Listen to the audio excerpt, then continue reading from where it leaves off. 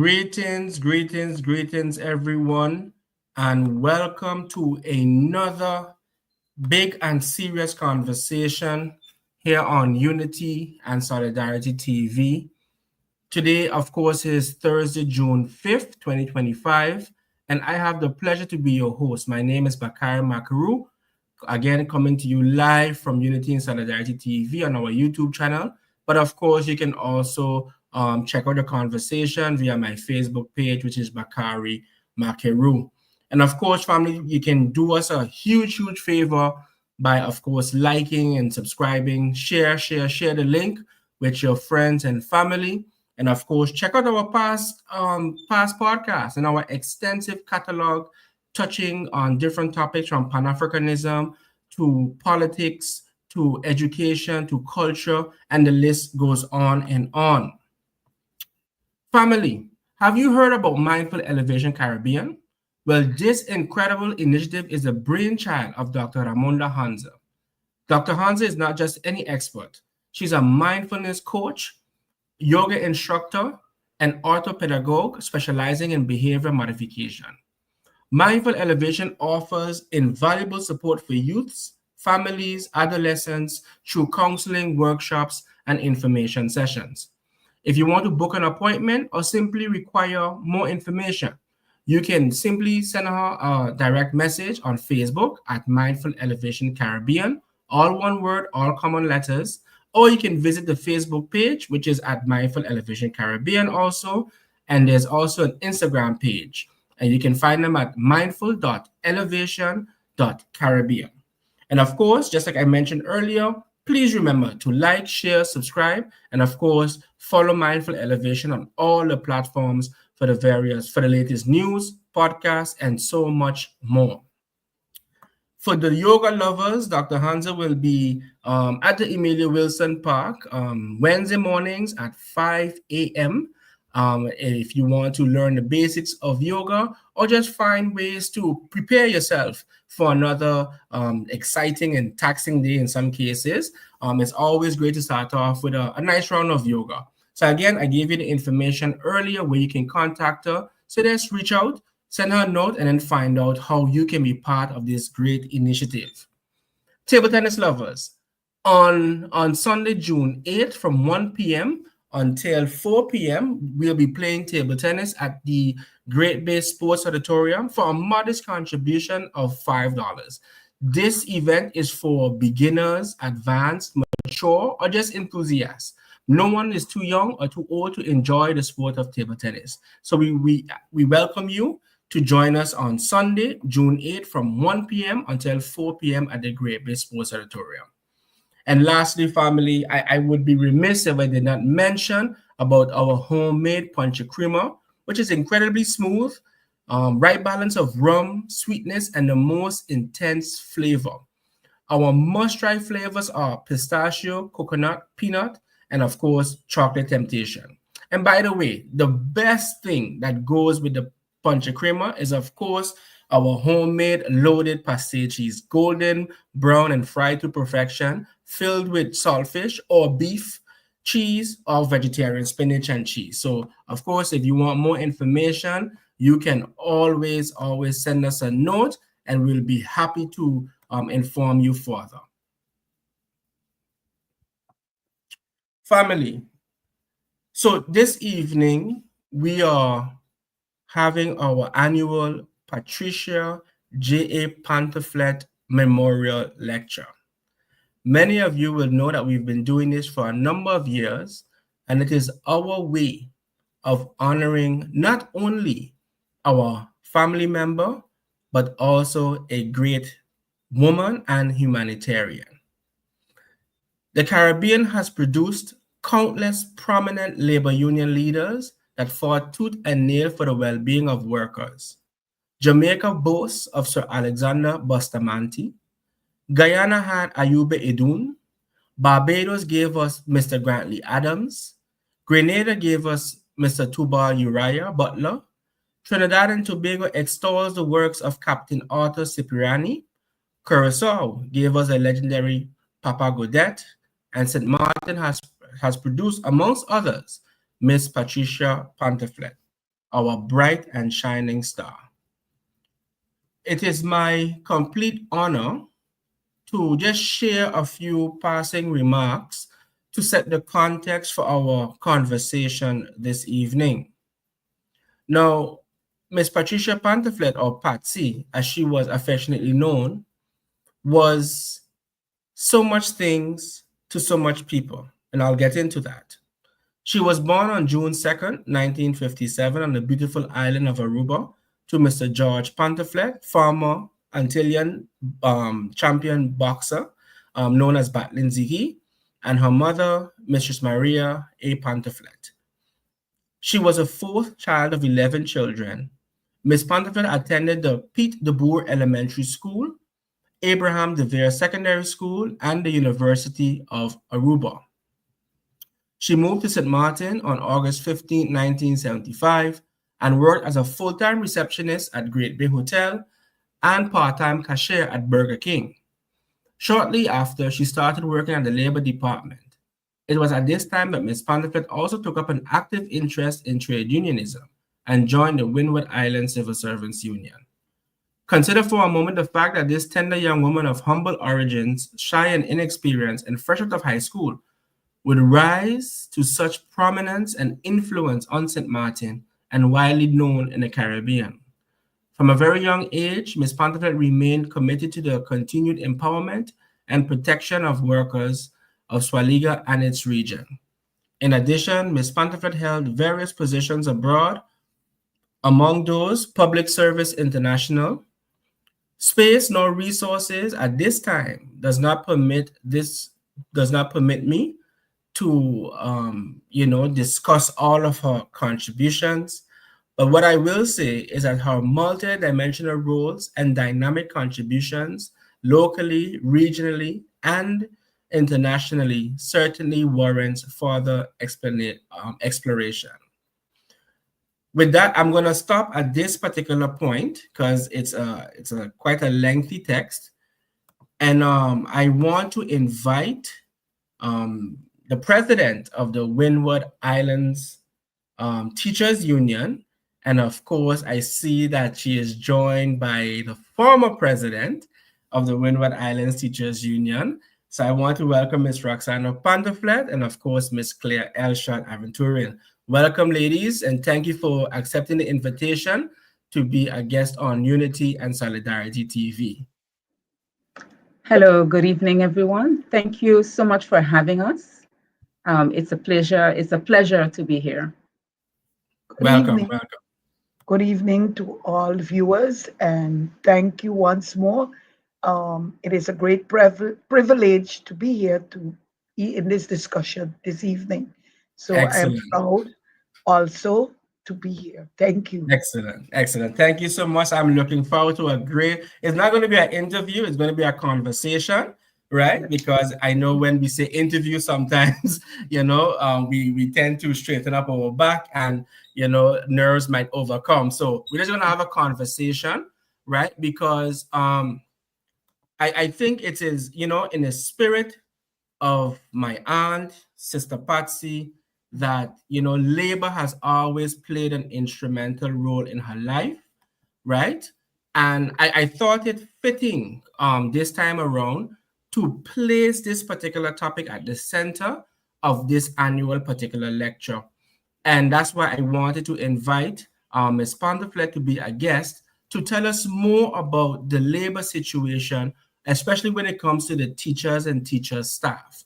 But before we get into that, I would really appreciate if, you could tell us about yourselves in terms of, your place of birth, education, hobbies, interest, profession, just for the people to get an idea of who they have, as a guest this evening. So we'll start with you, Ms. Pantophlet, and then we go on to Sister Claire. All right, good. So good evening, everyone, once again. And yes, thank you for having me. As you know, I will start by saying that I know when you were discussing, talking about having this program, you had asked for suggestions and I gave you a suggestion, never ever thinking, well, you know what, maybe I should do this talk Those who know me know that I sort of shy away from these occasions. However, when you place that question to me, I felt somewhat obliged, and pretty much, the reason why is because of my sister. This program is all in honor of Patricia Pantophlet, who is my That's sister.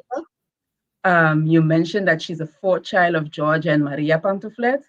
I am the baby of the family, Roxanne Pantophlet. My government name is something else, but everyone knows me by Roxanne, and that's what I prefer to be called. That's right. It is my legal name, and people tend to call me Roxanne, but Roxana is my name.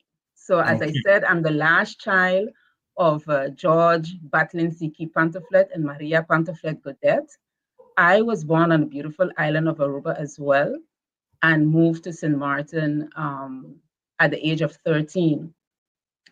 After 3 years, I moved to Holland, and that is where I spent my formative adulthood years, and returned to St. Martin in 2005, where I started working at the Sundial School as an English teacher.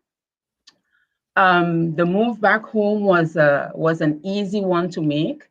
My daughter at the time was 3 years old, and I really, because we're a very close-knit family, so I wanted my daughter to grow up around my sisters. And I do not regret the day coming back home so that she can be among my sisters and my brothers, of course, but mainly my sisters. If having lost my mother, my older sisters became mother figures for me. So having her here and being in St. Martin and getting into the teaching field, it was, of course, it wasn't any, science. I mean, it was natural to become a part of the Windward Islands Teachers Union. So I became a member. And that was in 2005, because I came in 2005. And by 2006, there was a position open on the board, and I became a regular board member. I do not recall exactly when the next election was, but by the next election, I became the General Secretary of Windward Islands Teachers Union. Okay.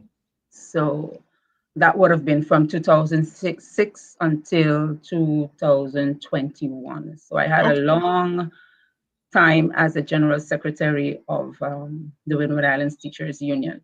But I want to just to go back a bit to 1996.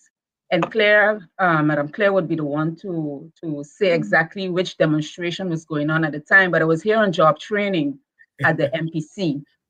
And then there was this big demonstration that was going on, and my sister at the time, president of WITU PSU, it was a lot of excitement, and your aunt, that she would always, get everyone involved. Everyone in the family had to be involved, but I was scared to attend because, again, I was on job training and I wasn't sure if I would be able or allowed to go.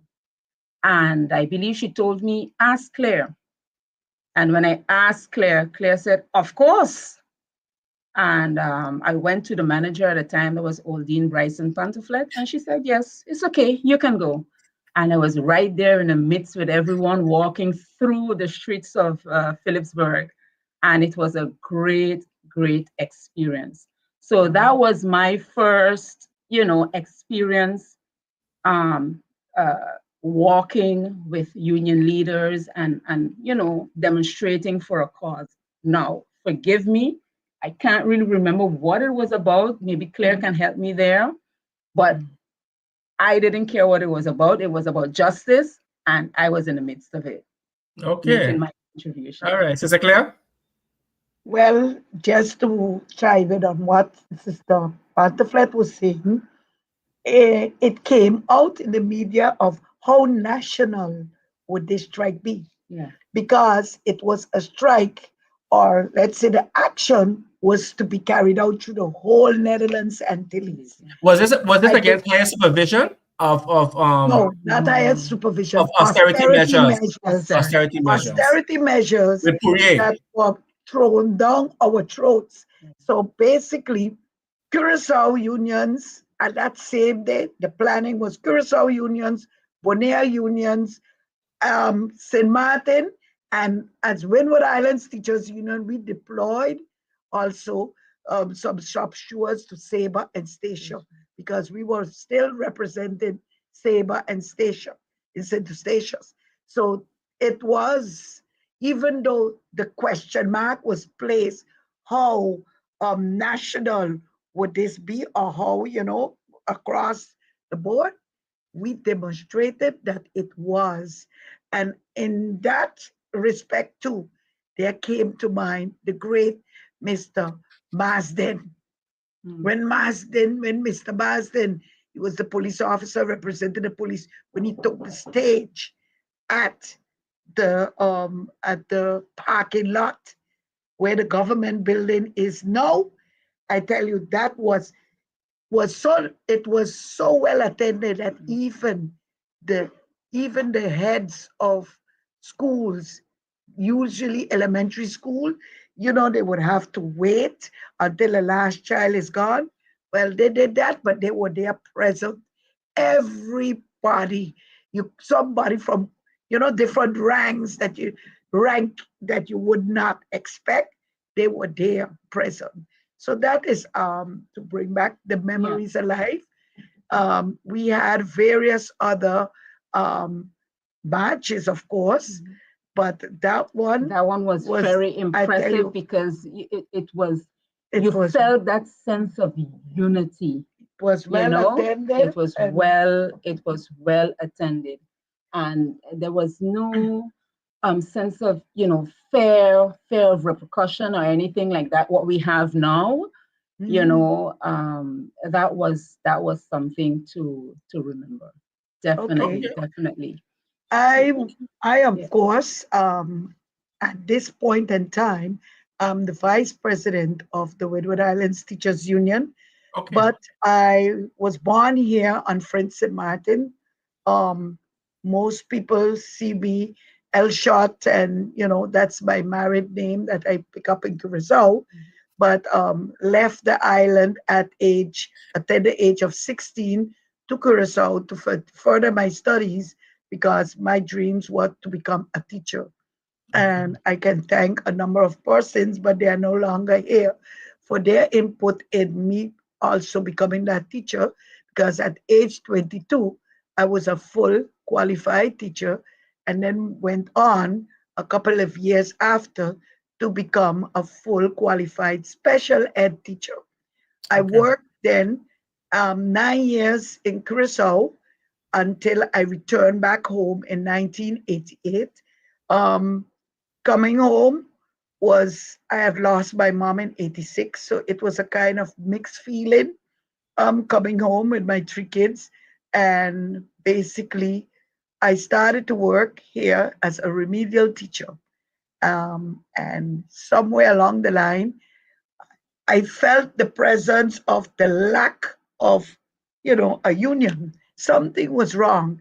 Plus, when I look at the scales, in Curacao, we should be at the same scales, more or less.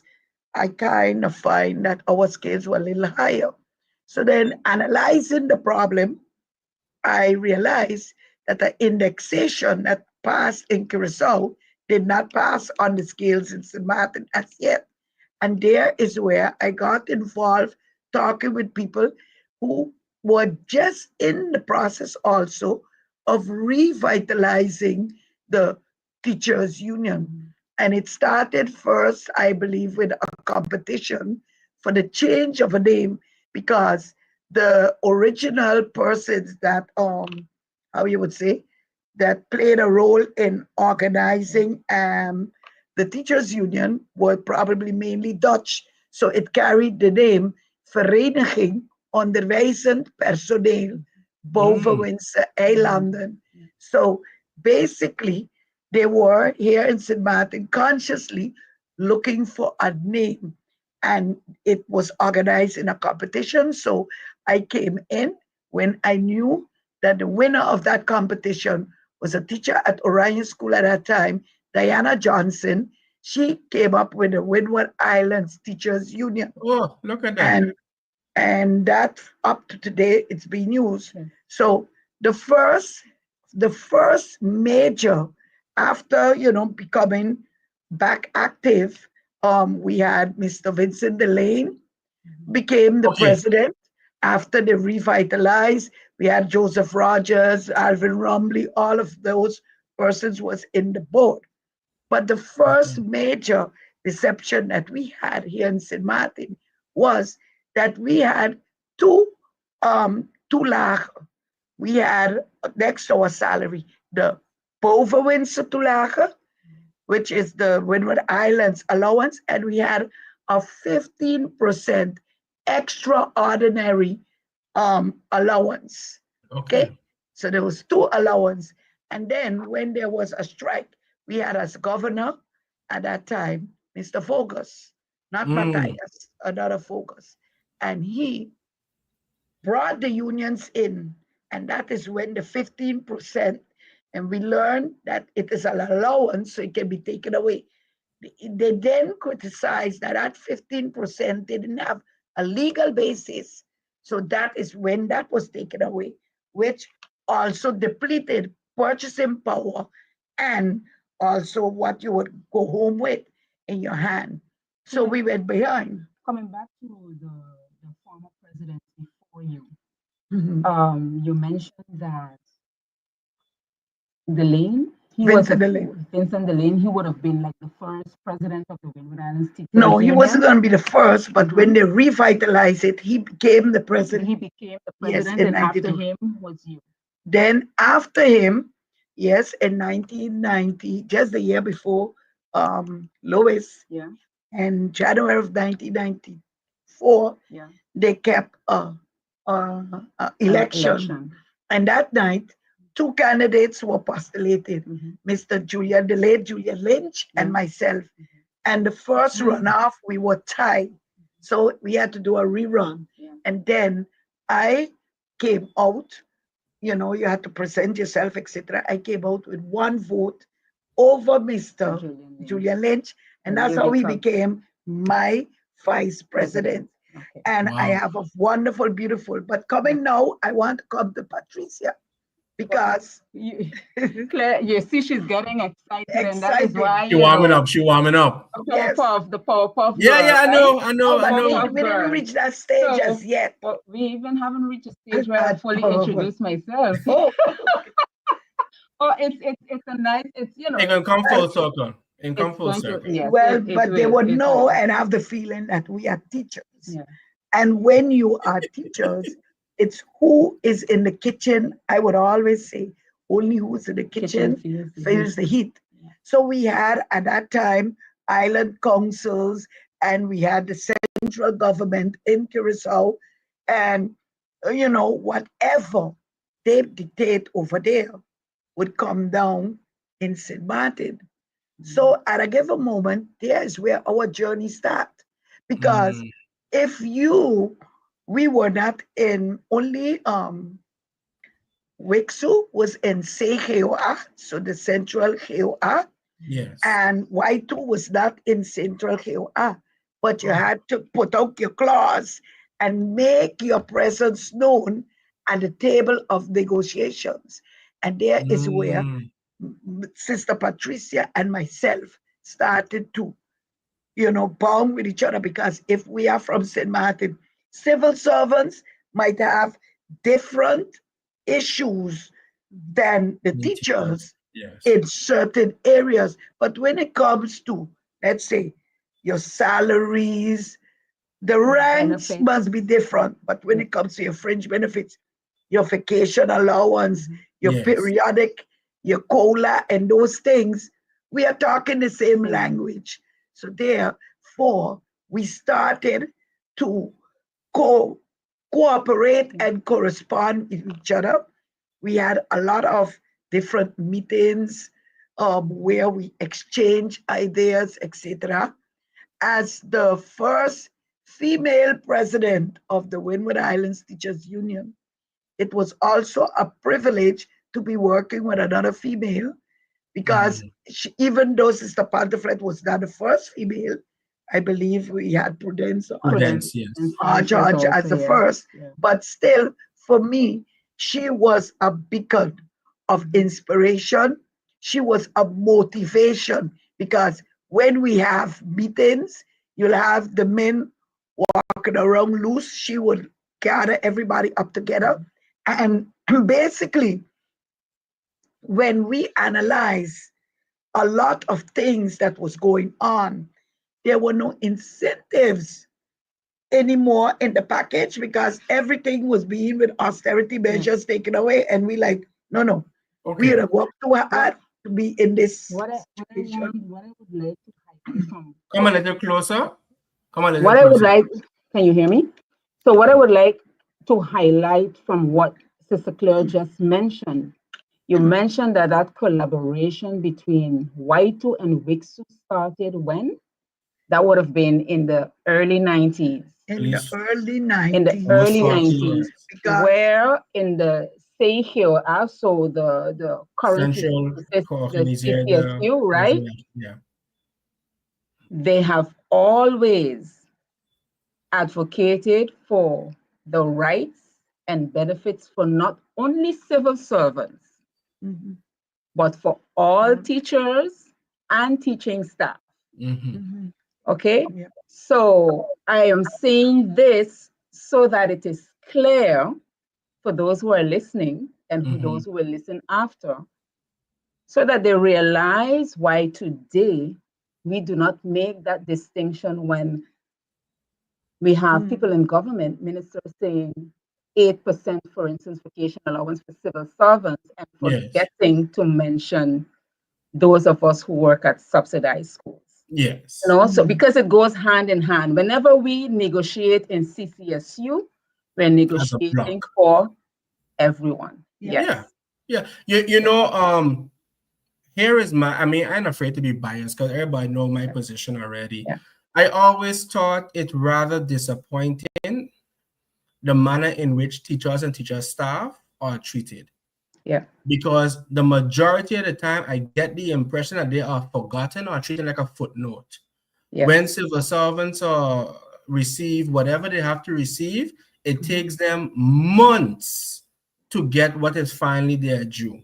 You understand? And I think it's very sad because every year we hear about the importance of education, we hear about the quality of education and so forth and so on, but the people who are responsible for delivering that service, to me, are often forgotten. But again, I'm going to come down to that. But But continue. Akari, I must just interject here to let you know that yes, that is what the situation that I came to St. Martin and understood.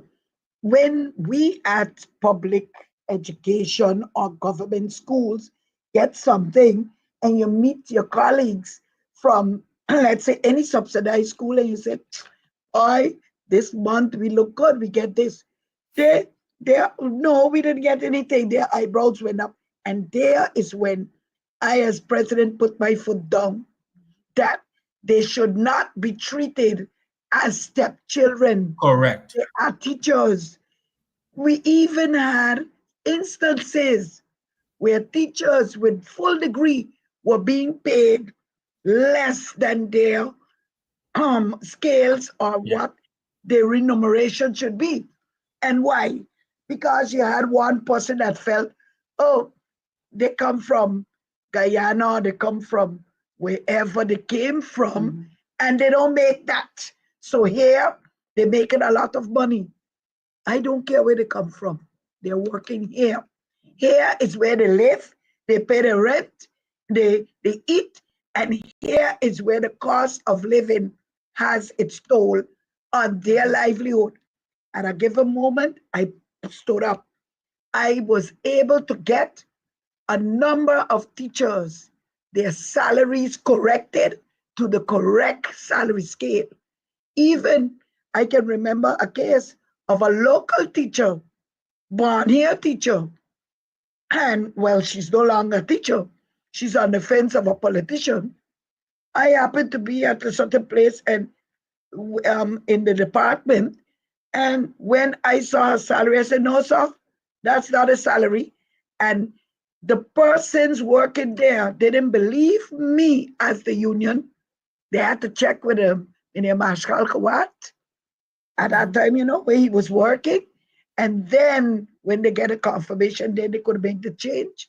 No, the point of the matter is in St. Martin at that time had a mentality of people that if you could go to the Caribbean basin, and that's why I don't regret today, we are also affiliated with the Caribbean Union of Teachers. But if you can go there and recruit teachers, when it comes to they reach to St. Martin, you have to respect them, whether they walk by a school board or they walk by you, the government itself.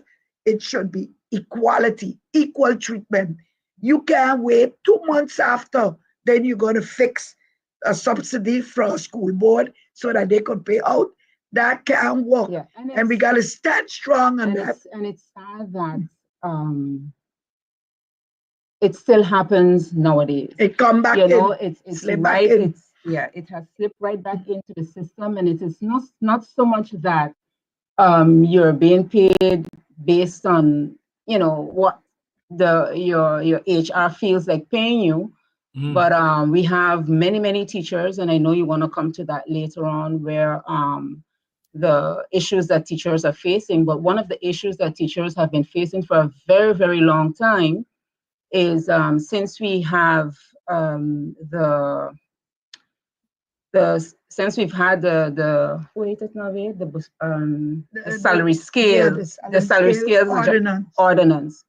There were supposed to be the category of teacher A, B, and C. Oh yes.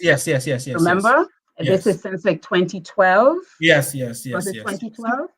2008. 2008. Yes. In 2008, we got our new salary scales. And at that time, it was established, or it was decided that as long as there's no general evaluation system, that everyone would receive an increment. By the 1st of August, the teachers, because as the new school year, would receive theirs, and the civil servants will receive theirs by the 1st of January. Yes, correct. So this is since 2008. Teachers were put in the categories. That category, teacher C would be 0 to 5 years, teacher B 5 to 10 years, and then teacher A would be 10, the most scenarios. We have teachers who have been stuck in teacher C category, teacher B, and they haven't been moved. They have gotten the increments and have reached to the bottom of the scale. So trade 20, right? Scale 20, not scale 20, step 20. Step 20. Yeah. And they're stuck. Can't move. What they say is that you have to change function in order to get to the other scale. That was not the agreement made all those years ago. But before you go to that part, hold on, let him. Before you go to that particular part, based on the agreement, just give the viewers an idea of the organizational structure that we're talking about, because many a times the structure itself, for example, you have young people who have so much a year before they go to retirement, and the structure doesn't permit much space for you to move around. Am I correct, or am I talking nonsense? You're not talking nonsense, because I say, for instance, I take a colleague of mine. She has been in education since, I believe, she started teaching when she was 21 or 22. She's now 53 years old. Okay? She's stuck at the salary. She is stuck at the bottom of her scale with no room to move, because she would have to change function. Now, in order for her to change function, I would think that she would have to become, for instance, the director, the manager of the school. Now, if you're staying within that small organization, what are you to do? Hope and wish for your colleague to, drop down in order for you to get that position? It's so you don't have mobility, much room to move around. Yeah. And so you are stuck. And that is the reason why in CCSU, we are looking forward to working on adjusting those scales. We've come up with several ideas. We're entertaining some and, doing our research to see how we can better adjust those scales so that workers won't be stuck at that salary, for such a long time. If I may interject, the importance of how you say adjusting the steps in each scale is also based on the fact that the pension age is also being adjusted up. So if you start as a starter, when you started a pension age of 60, then it came 62, and now it's 65. And if you look around the corner, I am not wishing for that to happen, but it might soon be 67, based on certain developments, and talks.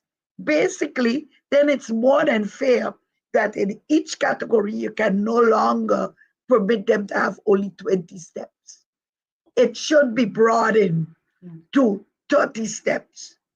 You understand where the increments, and if you research it good, it would not be a financial burden because between the steps, but it would give the person the incentives of your salaries growing, and the way the pension reform also put the bracket on that you still would be able to come off with an affordable pension, because now you need 35 years before it used to be 30 years.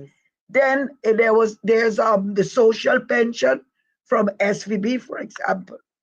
You had to be registered from age 15 in the island to get the full pension. We have teachers that are not on our island from age 15, but they make a valuable contribution. So it's time we speak out against that foolish, sorry for not finding a good word fast enough, that foolish rule about being registered from 15. Because if these are the people that are the pillars that are billing, you should be able to look at a different type of structure. Then they have to be there from 15. And when the pension age gone up, guess what? If they're there from 15, first it was 40 years, now we're gone to 45 years, you have to be registered. That, it's off balance. And they full well know, but nobody, if you don't get unions speaking about it and coming up with, because the first thing they give you is a financial picture, but we have to also paint the humanitarian picture. Trade unionism is not only about the financial well-being of your members, but it's a humanitarian. You have to look at that aspect. Now, in that respect, back to Sister Patsy. She was one of the mottos, together with the late, oh yes, the hat man. I was just putting my hand over there, Mr. Elrich and Mr. Theophilus Thompson. At that time, I gotta give them their credit. That put together, instead of us forcefully only looking at civil servants and teachers, that we look at the whole fabric in St. Martin, the workers in general. So the private sector workers and also the public sector workers. And that is how in 19, I can't remember the year. I can't remember the year, but I know for sure. The Windward Islands Teachers Chamber of Labor Unions was birthed then. And then rightfully, the first president was Sister Patricia Pantophlet. And she did a marvelous job at being the president of the Windward Islands Chamber of Labor Unions, looking out for the working class. She worked at that time before at labor office, but when she got the exemption, or how you say, leave of absence to do the work, Sister Patricia dedicated herself in writing articles in the newspapers to educate the workers on their rights, and anything that would be coming out, let's say in the newspaper today, by tomorrow she have an answer and she have it That's in right. the newspaper. You I know, hope I would bundle those and articles. you know what? I admired my sister, her dedication. I remember coming to St. Martin on vacation, you know, and she was one of the sisters that I could depend on to also go out and have fun. But my sister would never go out and have fun until her article was over, you know. So I would always be waiting for her to finish her article so that we can, you know, we could go out. And Yeah. I was saying that is something that I admire so much about her, and it's something that um, one day I also aspire to have that time and have that. Not that I'm not dedicated, and I want to go back a little bit because just prior to the program, you know, the beginning of the program, I was telling you we were talking about choosing, or you know, choosing this journey, this Yes. Yes. position, Yes. Yes. right, Yes. as president of the Windward Islands Teachers Union. As I mentioned before, I started as a member. I was not I was a regular member of the board and then became the general secretary. In 2021, there was election, and that is when Mr. Stuart Johnson was elected president. And at our first board meeting, I was then chosen to be the first vice president. I served as vice president for the one term, 2023 until 2024. And at that point in time, actually, I had no intention of running for president of the Windward Okay. Islands Teachers Union. Okay. So when I tell people that I do not like to, you know, being in the spotlight and doing the interviews and so on, that's not really my thing. They say, but that's the position, that's a position that you chose. I did not choose this position. It sort of chose me. Mm. It came to the point where Mr. Johnson, he got the opportunity to work in the cabinet of the Prime Minister. And so he did that, which means he would not be, you know, running for election that year. And someone had to take up the mantle. You know, someone had to take up the baton, actually. And because I strongly believe in continuity, and I know what was at stake at that time, I decided, well, you know what, I will make myself the sacrificial lamb, actually, and I will do what it is I have to do. It has not been an easy journey so far, because no, it has not been a walk in the park. And there are several reasons for that. As you might remember, in 2024, I was elected president in March of 2024. I believe somewhere around that time we had parliamentary elections. We had the Mercelina cabinet, one, Yeah. and within a few weeks, right, we did not have, well, the government had fallen. Mm-hmm. So in that time, there were things going on. We were busy with the covenant and so on, the vacation allowance, and you know, we were working with a government who could not really make the decisions that needed, Correct. you know, to be taken and so on. And then we had a long time. Then there was the elections again, and now we're dealing with, you know, the Mercelina cabinet number 2. Yes. So in the meantime, the teachers' issues are still pending. It has been very difficult, and I believe it's mainly because of a lack of communication, because I think that is something that it plagues, it's a plague, poor communication. Okay. Many of the issues that teachers face just to give one example, remember we were speaking of the salary scales. Yes. We have teachers who are in wrong scales. Yes. They should be a teacher B, whereas they're still, being paid as a teacher C, and so on.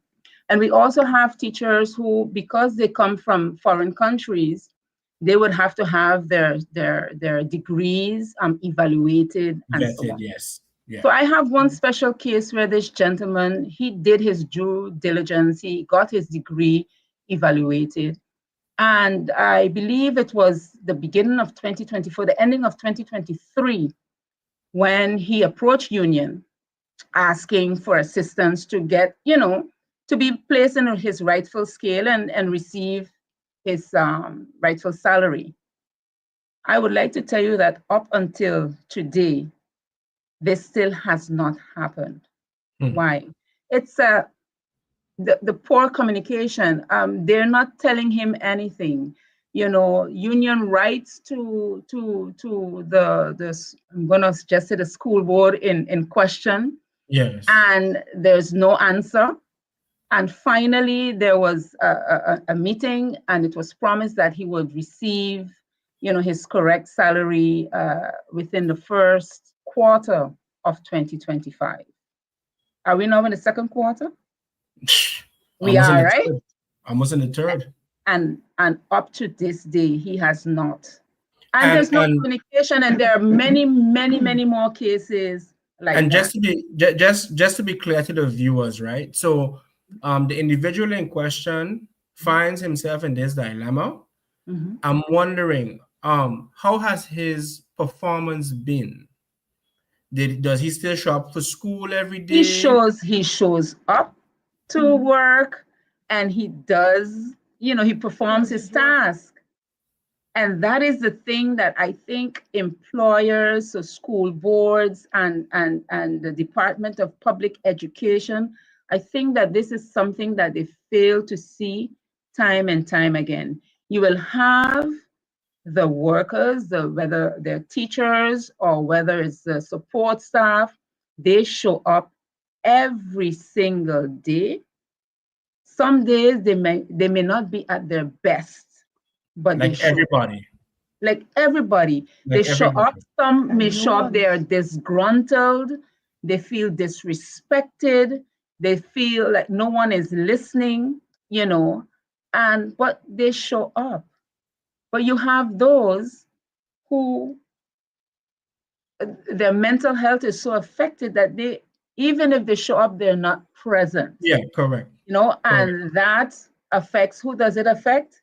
The children. It affects our children. Yeah. It's a domino effect. And I think that it is time that employers learn. Listen, if you ask me, I am not I am not that president who's going to be out there being loud.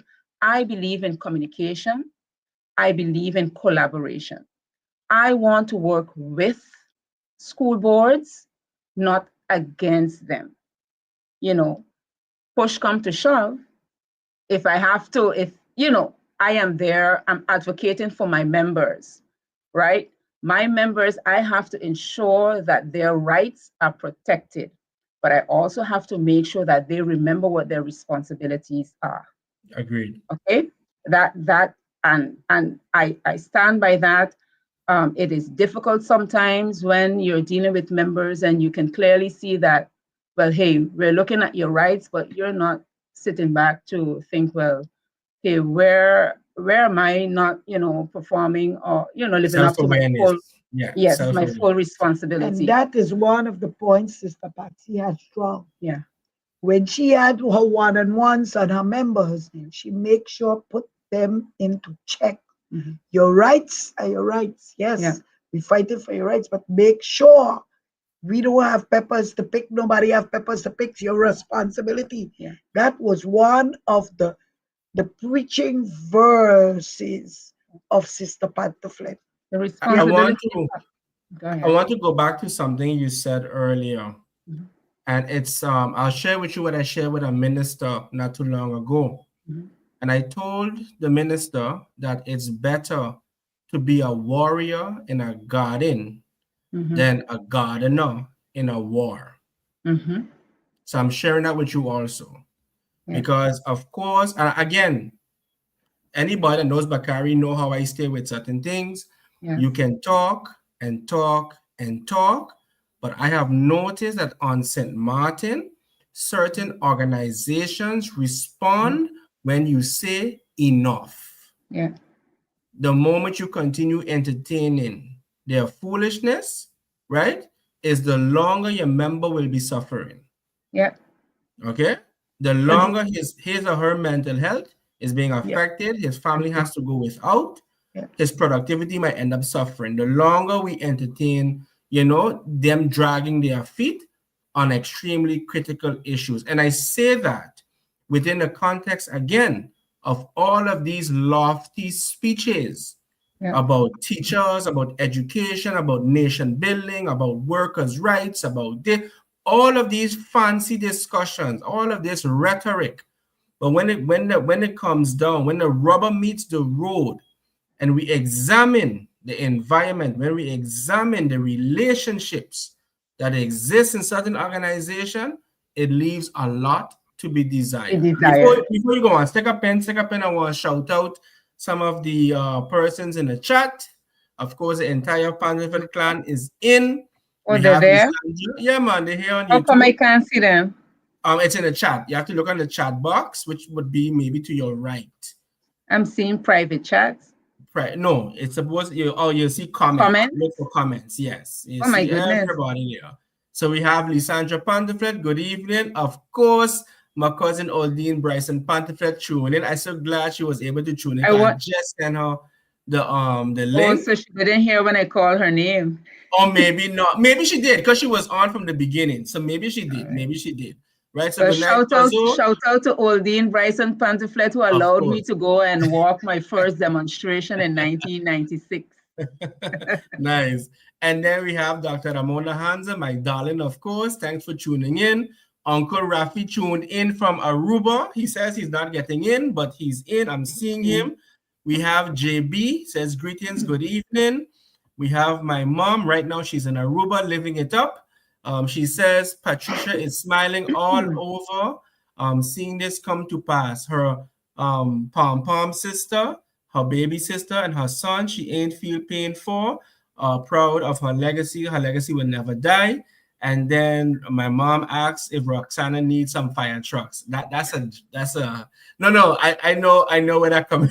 I know where that coming from because when I was general secretary of the WITU PSU Union, we had long conversations with the Ministry of General Affairs about the working conditions of the firemen.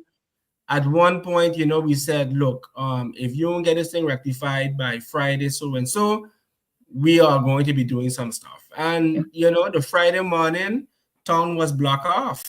You understand? But at the end of the day, the fire workers and was able to sleep somewhere else. You understand? Because the building they were in was not the healthiest. Well, if I may add this, I just wanted to add, it shows that years ago when we had the other building, you had a lot of individual cases that the power of the pen, when you write a letter and you book it in, you got response within the time frame, and you got reactions of people showing and willing to do things. I would say like this, that building was more the people's friendly building. Yes, I've always heard so. When we are now at a much larger building, and believe you me, we are lost in that building. You don't have access. You had access at a given moment. You could have slipped upstairs, even though they had security downstairs.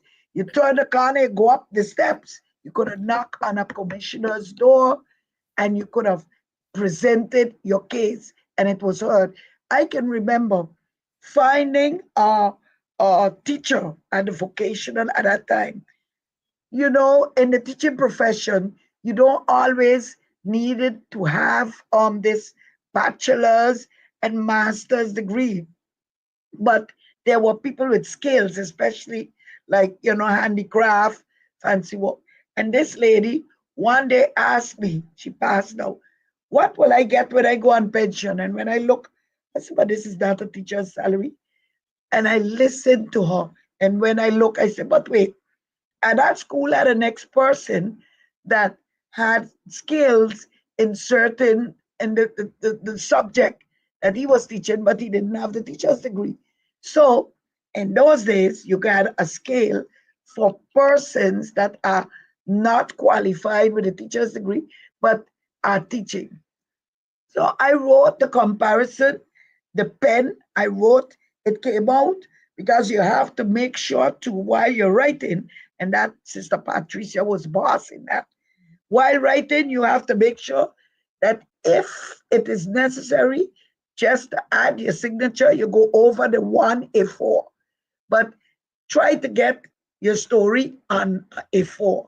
Yeah. And probably half of the top because they just get tired reading, but you need to have it documented.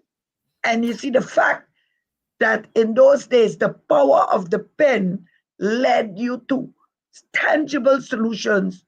Today, guess what?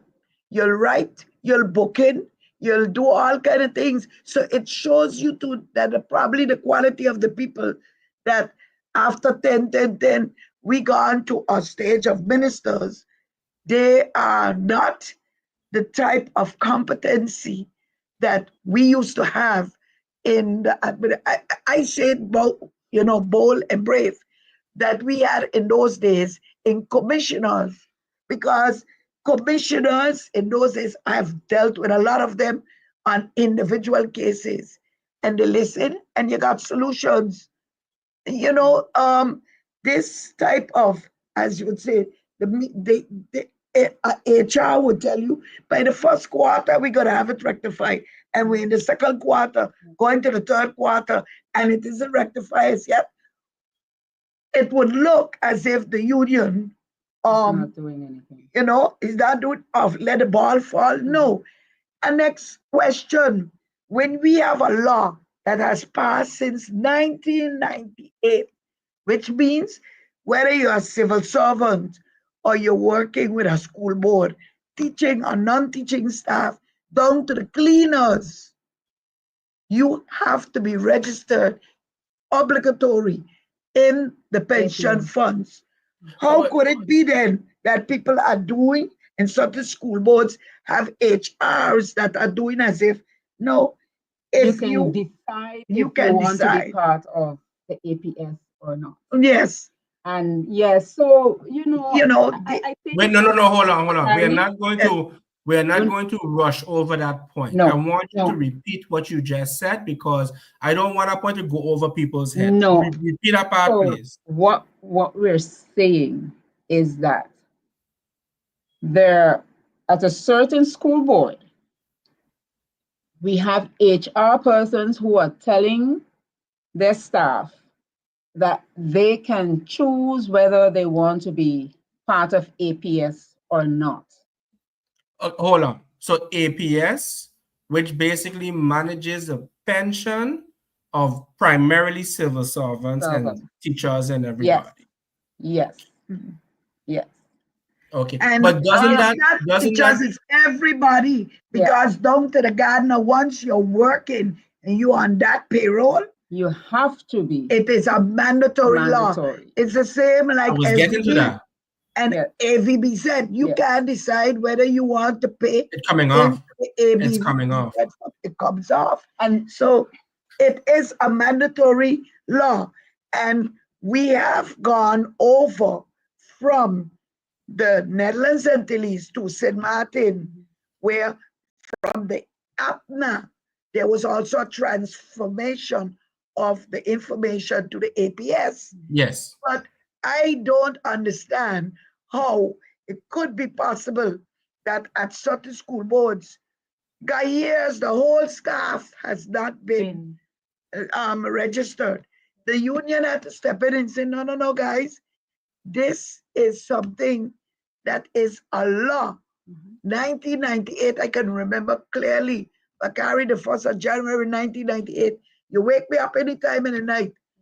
And this is it. And it is also sad that this particular school board actually expected for the staff to pay into the APS. So for instance, to pay up for their negligence, and up to this date, it's not in place. They are withholding the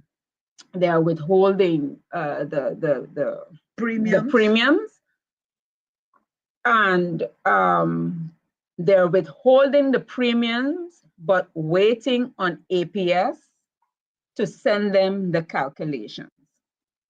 However, APS is saying, no, we are waiting on the school board.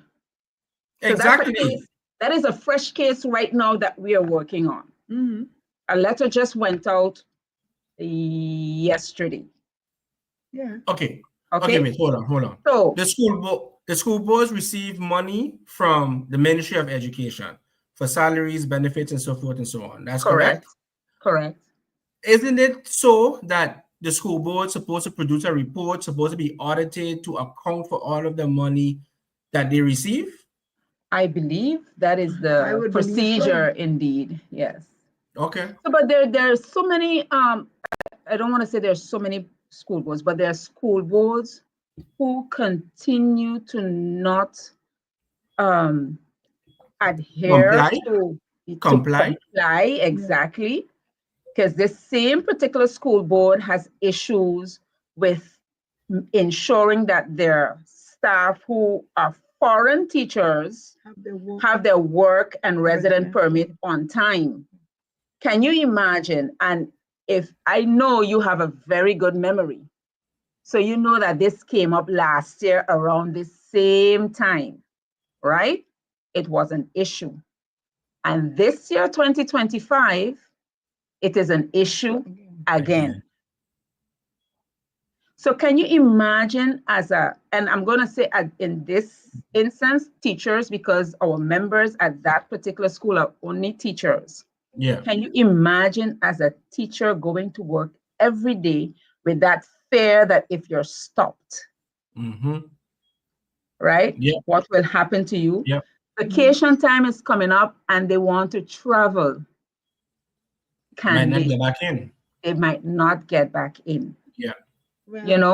So what we would like to see, and that is where that discussion comes in with the school boards, because we've had meetings and discussions, and it seems like there's a willingness to make improvements and to gain the trust back of the staff.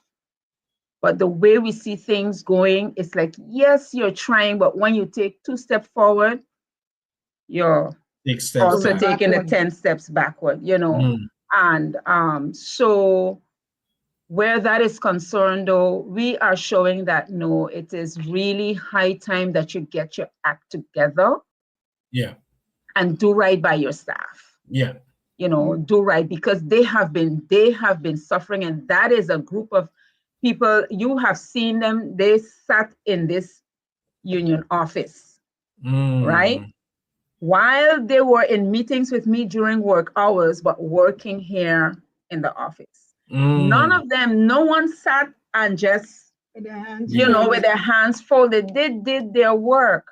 So when you have a group of dedicated people working for you, isn't it, natural that you ensure that they're comfortable, that you make sure that, they receive the rights and the benefits that they have earned, so this is the thing that these are one of the things that these teachers are dealing with. So we discuss the work and resident permit. We have the APS issue that is going on. We have the issue with the salary scales. We also have right now 2 issues where I'm saying right now, but it has been an issue for a long time, where you have classes that are with pretty much 20 to over 20 students, overcrowded classrooms, and these are then classes that you have a classroom teacher but with no educational assistant. Now, I don't know if you realize, that more and more we are noticing that we have children who have learning differences and Yeah. children who are on the spectrum. They Yes. have special needs, right? And so what is happening is that you're ending up with a classroom. Let's say you have a total of 25 students, and of the 25, there are 5 maybe who have learning differences, but you're alone in that classroom. You know, how do you expect each child to get the education that they deserve? It's not possible. But isn't there, for lack of a better word, a cap on the size of the classroom? And of course, that every teacher should have an assistant or 2. Isn't that written? Because that seems There is a cap on classrooms, but you could There's probably a imagine minimum. as teachers, a minimum. when the higher up come and they give you 27, and they tell you that the department say unless you got 28, you can't split the class. What are you to do? And it always come down to a money issue. Because right now I know persons that would be able to fit in as educational assistants in the system. They have applied. They don't receive an answer. Even for the school for special ed, when you ask, they tell you it's a money issue. They can't afford to pay. I can't understand that story. That syndrome got me going, because we work on policies for special ed. We work on policies for higher education, secondary, and it always boils down to school boards have to take the government to courts because the subsidy is not enough. The subsidy is on the count of the head of the students. So you would find that certain school boards would say, okay, the more I can get, the better. So they go cherry picking and they pick up children that even, let's say, if you have a religious denomination, you would want that your students is the ones following your religion, but they pick up some that follow the religion of the mosque or whatever, and basically because it's about the head count. Now, the children have rights to education, so I don't want to go down that lane. Yes, the quality that you need to produce. You could be the best teacher, but when you have a child spinning around on the floor, one getting up and going and hitting that one and you have some good students. Yeah, and you have some good students that you have to prepare to the end of the term. You have a curriculum to deal with. What's going to happen? One of the two going to suffer, and somewhere along the line, those children that are distracting certain things, they cannot help. Some of them have autism and different other, disabilities, but it takes away from your good students too, to be even better and top notch. And then probably when the results come in, they want to blame the teacher, but it's not the teacher to blame in this case. And as everyone has their rights, I think it is rightful time, and we had a symposium, that we get a good look at HRs and make sure that the human resources that are being employed is not just for the sake of the title HR, or because I'm a friend of this one, I get his job, or because of the money, but that they look at the rights of the workers, their privilege, their benefits, and that they do the right things. Okay? So if I understand you correctly, right? The amount of money a school receives is linked to the number of students they were able to recruit and register. That is at least in the case of. So in essence, right? In essence, right? And I think I'm going to borrow a phrase from Public Servants International, where the chant was, we want people over profit, but it seems as though it is profit over people. And then it seems as though we hold our head in our belly when our children are not excelling, you know, and we see graduation rates slip certain years and so forth and so on. And again, it comes back to, you know, I'm just like, but then what is the role, right, of the Ministry of Education when it comes to these particular matters? Because if you know this and others know this, then why do these problems still exist is my question. Who Well, I don't benefits? want to speculate, but to me, they are looking at turning them into a school board, and their objective of having all these negative things continue so that they could say, see, we need Privatize? a school board. But for me, no school board could beat, I don't want to call it domination, but I only have respect for one school board because all the rest of them, they're HRs, and they could sit aside. If the teachers tell you what they have to endure at certain school boards, it is something when they come and ask the union what we could do to change our school board. Okay? And that already shows you a red flag. So I going to sit down where in Argentina in a meeting, they are telling me say no to privatization of public education. And Bulgaria in the big meeting, that is the tune that was sung, say no to privatization. You come in the Caribbean, say no to privatization. Because in St. Martin, the school boards, for me, it's like the Lions Club, a club of friends and, you know, but is it people that really know the contents, the innovations that took place, the reason why we started out in the 70s with a mammoth wet and we end up now with a different type of law?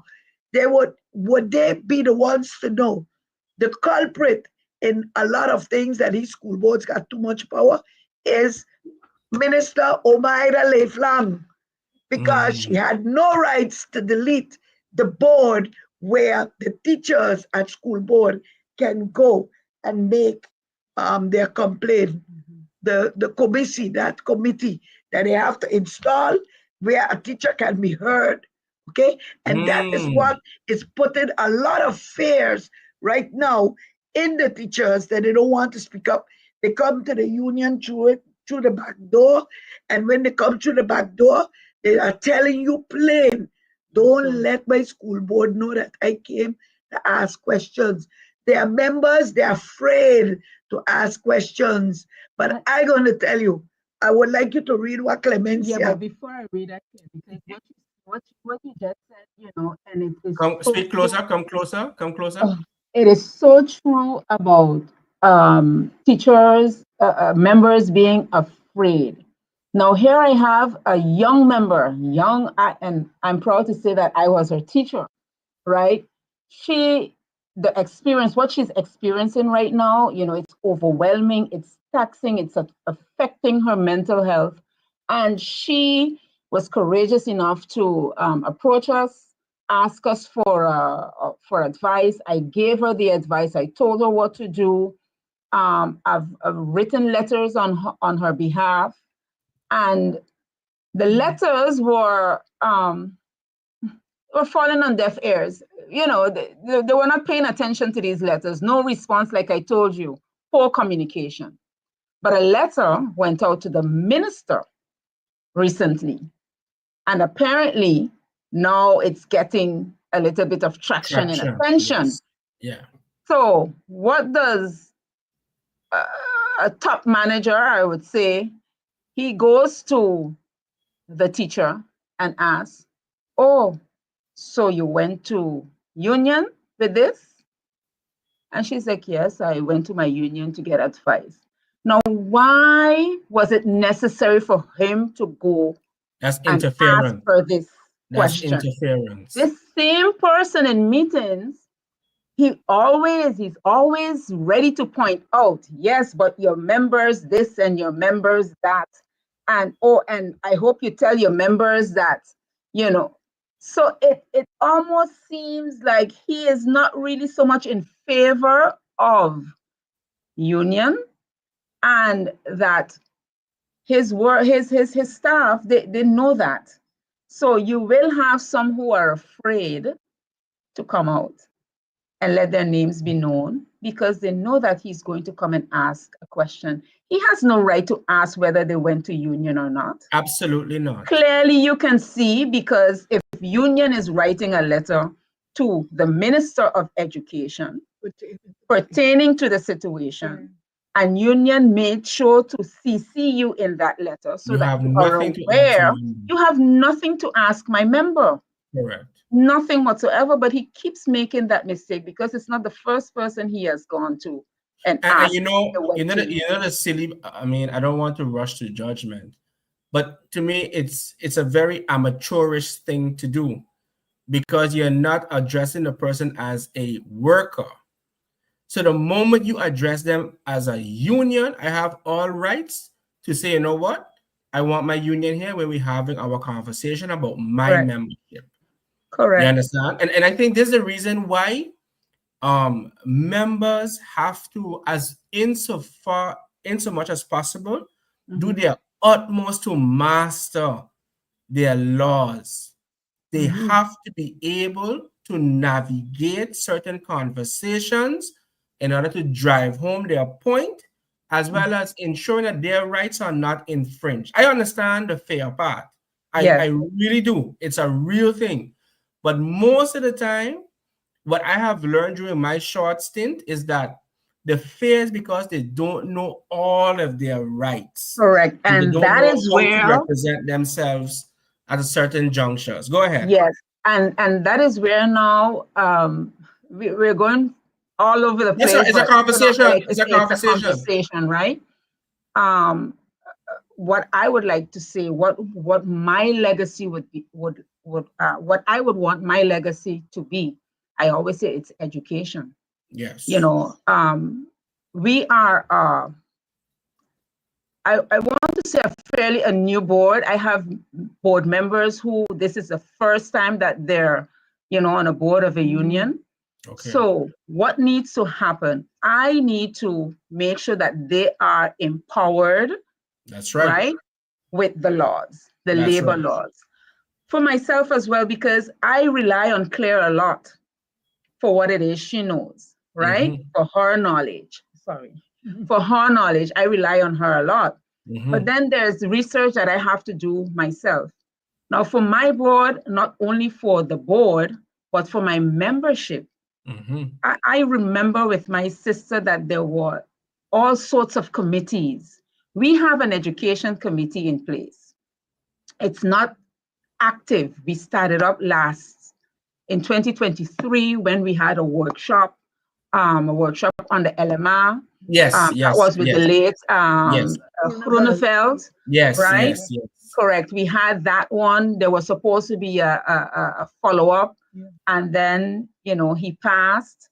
But even after he passed, there were others who would have been able to to take us to the second part, but that did not materialize because of, I would say, priorities of the former board. Okay. Now, with this board, education is a priority. Good. Education of not only the board members, but our membership. Yes. And that is where our goal is to get the education committee active again. That is one of the reasons why WITU was happy to get on board with WITU PSU in this labor symposium. It was a very huge endeavor, but we have to break it down, and we already have ideas to collaborate on smaller workshops.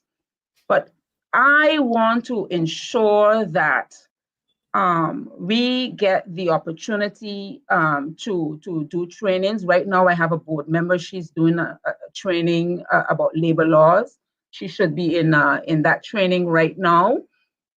And then what we have done back in December, we had, besides the board member, we had a member who's part of the education committee, attended educational conference in Antigua. It was Antigua, nice. in December.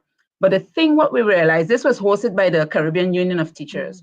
Okay. But what we have realized within the Caribbean Union of Teachers, that every time that there's, not every time, but most of the conferences end up being about education, about teaching. But we want the training that has to do with unionism, trade unionism. That is what we need, right? Training where you're going to be taught about labor laws or how to do the collective bargaining. And, that is what we need to empower board members to. Just stick a pin. Okay. Stick a pin, because I want to insert a particular observation that I think is so important, right? As much as you can, it would be great if your members them truly understood the history of labor unionism, not only on St. Martin, not only in the region, but also in the Americas. Yes. Right? Because I think once they understand, especially coming from, the Caribbean, where when we follow the evolution from being enslaved, free labor, to now liberated, and now working for wages, if we don't appreciate that entire process, we won't understand what we're fighting for. Yeah. You see, because unionism is a continuation of a fight between labor and capital. Correct. So if we don't understand those basics and the vital role that unions played in setting the foundation for so many institutions that we see today, we're missing a lot. And I only say that because I can be a real nerd when it comes to these particular things, right? Yeah, we know that. Yeah, right. But when it comes to that, and I think that information, that self-study, always reminded me of what I'm fighting for. Yeah. Like many persons would have asked me why I joined the union, and I tell them flat. I say, I remember when I was younger, my mother and my aunt taking me to union meetings and all kind of thing. They had Christmas party, summer party, all kind of thing. They fought for better conditions and so forth, and I benefited from that. Yeah. So I would want children coming up after me to benefit from that also. Yeah. You see what I'm saying? So if we again, I don't want to get ahead of myself, but please ensure that there's a component that really focuses on the history of labor union, because they will be surprised. They will be surprised of the role that the unions played, whether it is fighting against IMF, privatization, even the world wars. You understand? But anyway, I digress. Continue. Yes. No, well, I'm going to let her, because you already threw me off. You said a mouthful, and then that is where I want to drop back. Come closer to the mic. I said you said a mouthful, okay? That is where I want to drive back to Sister Patricia, Pantophlet, and Brother Thompson. I believe I knew about unionism because becoming a young teacher in Curacao, the CTEC, I signed my membership with CTEC when I signed my contract at the Catholic School Board. Oh, yes. So the membership form, I was a member all the time. And when CTEC say to you to jump, you don't have to ask how high, jump forward or jump backward or jump sideways, you jump. You move. And you go and you attend all the meetings. I was always present at all the meetings. It was three of us, a trio. Me, my colleague, Ariane Swinkles, and Ida Martinez. We were always at all the meetings. And at those meetings, you get a lot of information. When I came to St. Martin, to my great surprise, you call the meetings.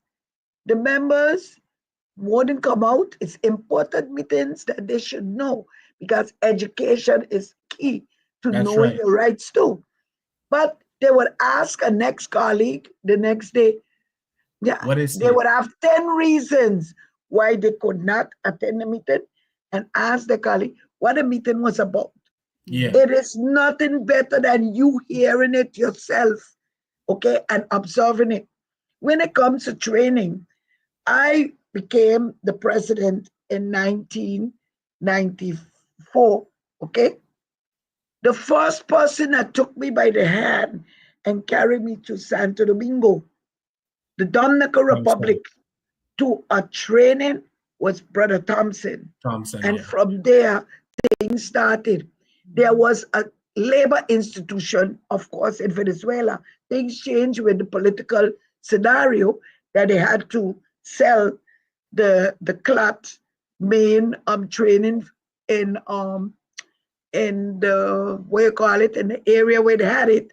They had to sell it in Venezuela, and then they were not quite able to establish it in another Latin American country to the fullest. But we benefited a lot, not only us, but different workers' unions from That's in the right. Caribbean. You Yes. understand? Antigua, Dominica, different workers' union where we go, and we also learn about the history of the Yes. trade unions when it comes to international things like the ILO. That's another a very important organization That's that right. people should understand, because a worker should not just believe, just like how they would pop up and be born, that everything fell out of the Exactly. sky what they have today on their plate as workers.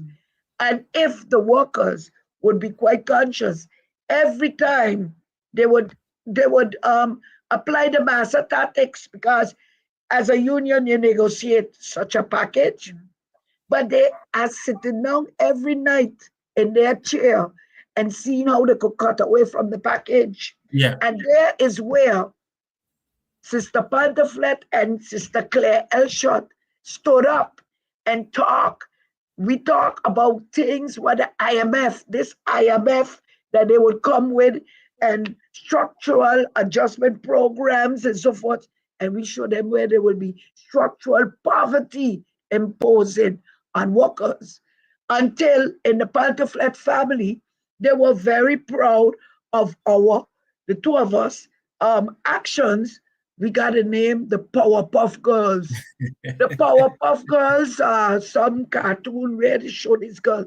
You know, basically, no, we stood up. The pen for us to leave a paper trail was very important, but you stood up, and when you stood up with respect, okay, we never went into profanity at meetings. We never went into bashing people to bring them down. No, we stood up with respect.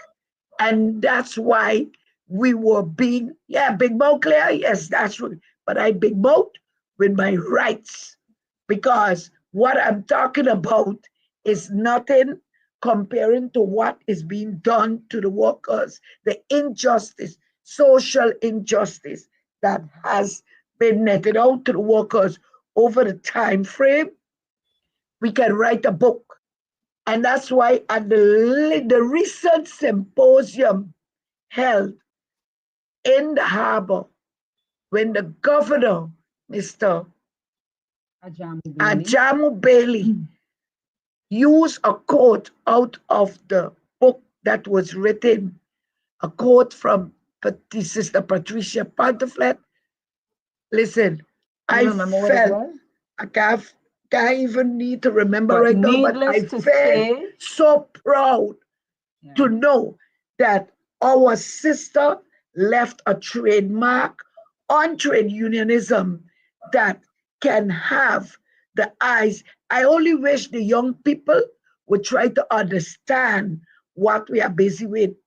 You understand me? Because basically, there is where it lies. You know, WISU has a women's organization. Their women's organization would do the seminars. I myself was one of the speakers on women's rights, etc. They had activities for the children, the workers, children, etc. But at a given moment, it takes a lot out of an organization if the people, the members of the organization, do not realize that they are the ones, your organization is as strong as you would back. And that's why I'm proud of the WITU PSU Union for involving in that symposium a whole group of dedicated persons in committees, the committees that would do the work and really bring success to the table.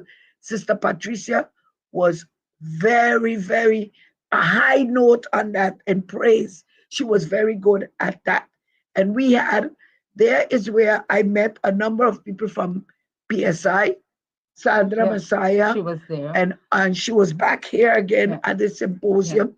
But in the days of Sister Patricia, everybody could speak.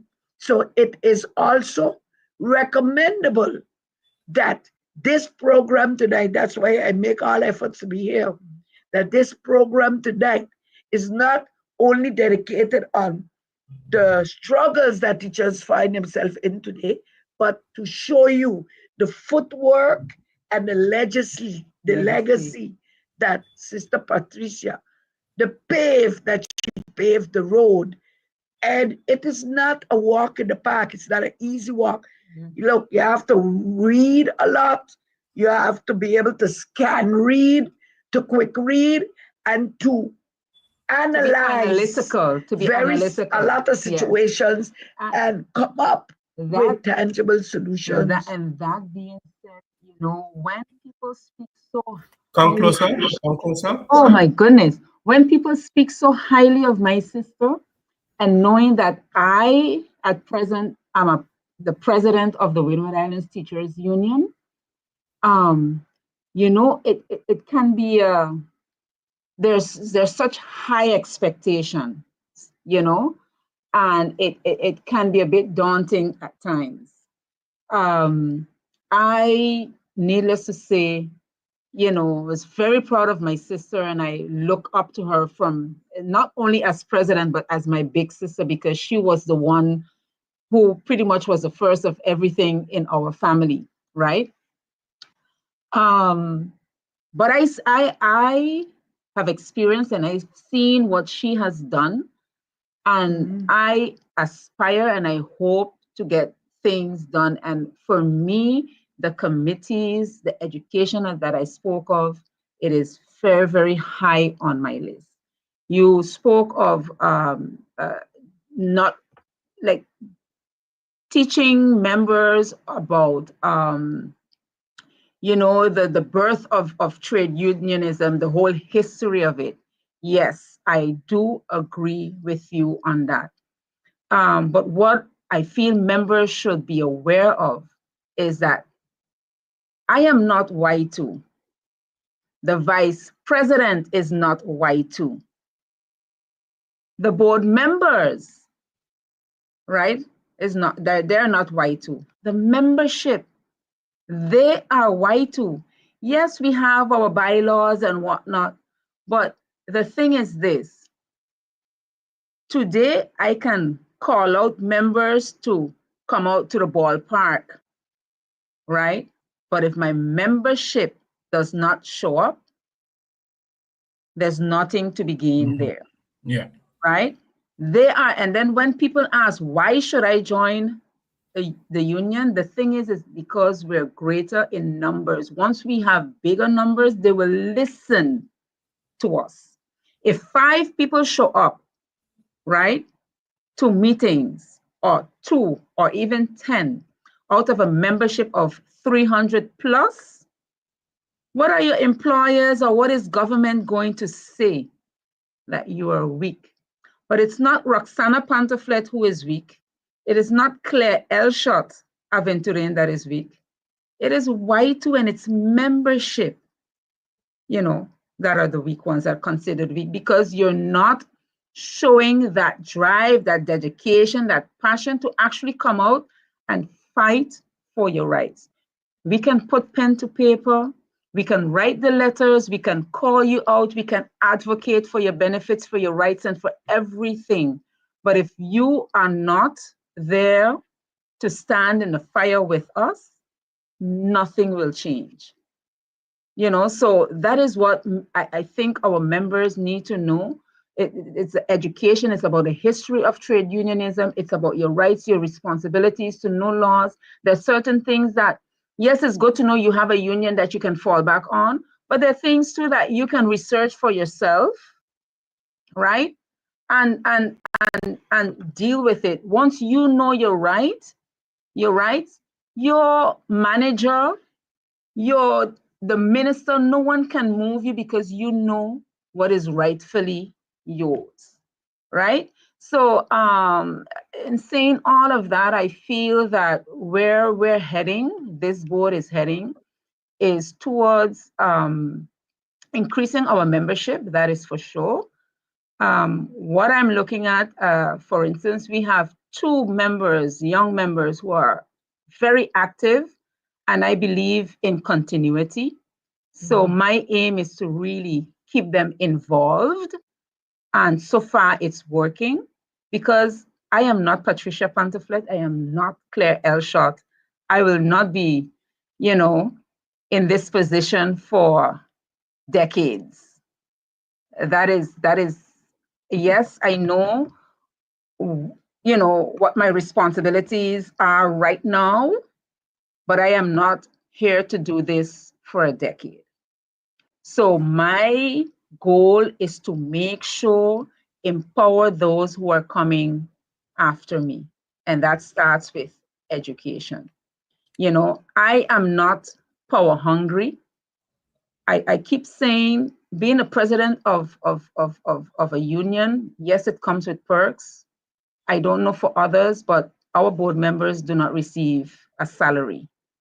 So it's not like we're gainfully employed at so yeah, you want to be on a board because it's an extra salary or something like that. We actually, sacrifice our time to make sure that our members' rights are upheld.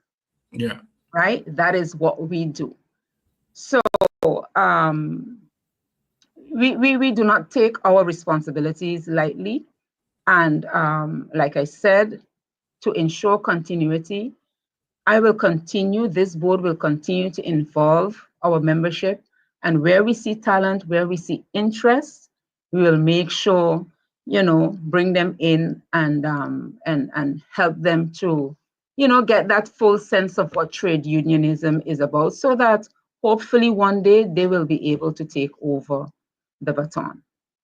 Well, I heard you saying you're not going to stay a decade, but the reason I stayed a decade was there were a lot of work that already preparatory that I put in and I wanted to see finalized. And then every time it has an election, I would go to the membership and I would say, basically, this is where we're at, and I would like to see this finalized.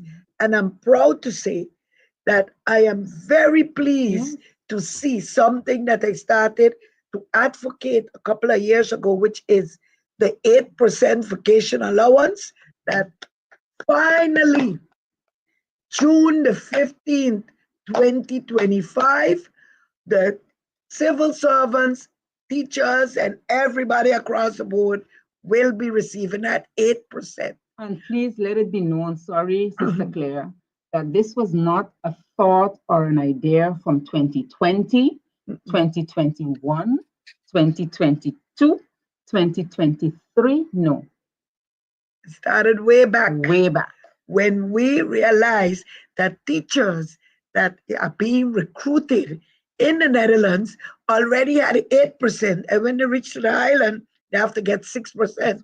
It's the same process that we walk when we realize that teachers in the Netherlands that has, let's say, Tweede Graads, which is the probably the bachelor's and eerste graads, they don't have a difference in teaching hours, because formally it would be, if you're tweede graads, you have to teach 32 hours, while if you're eerste graads, 27 hours would be your teaching hours. Well, we started that process for the equalization, because the teachers at the secondary school would say, well, wait, the children don't change when they come by me.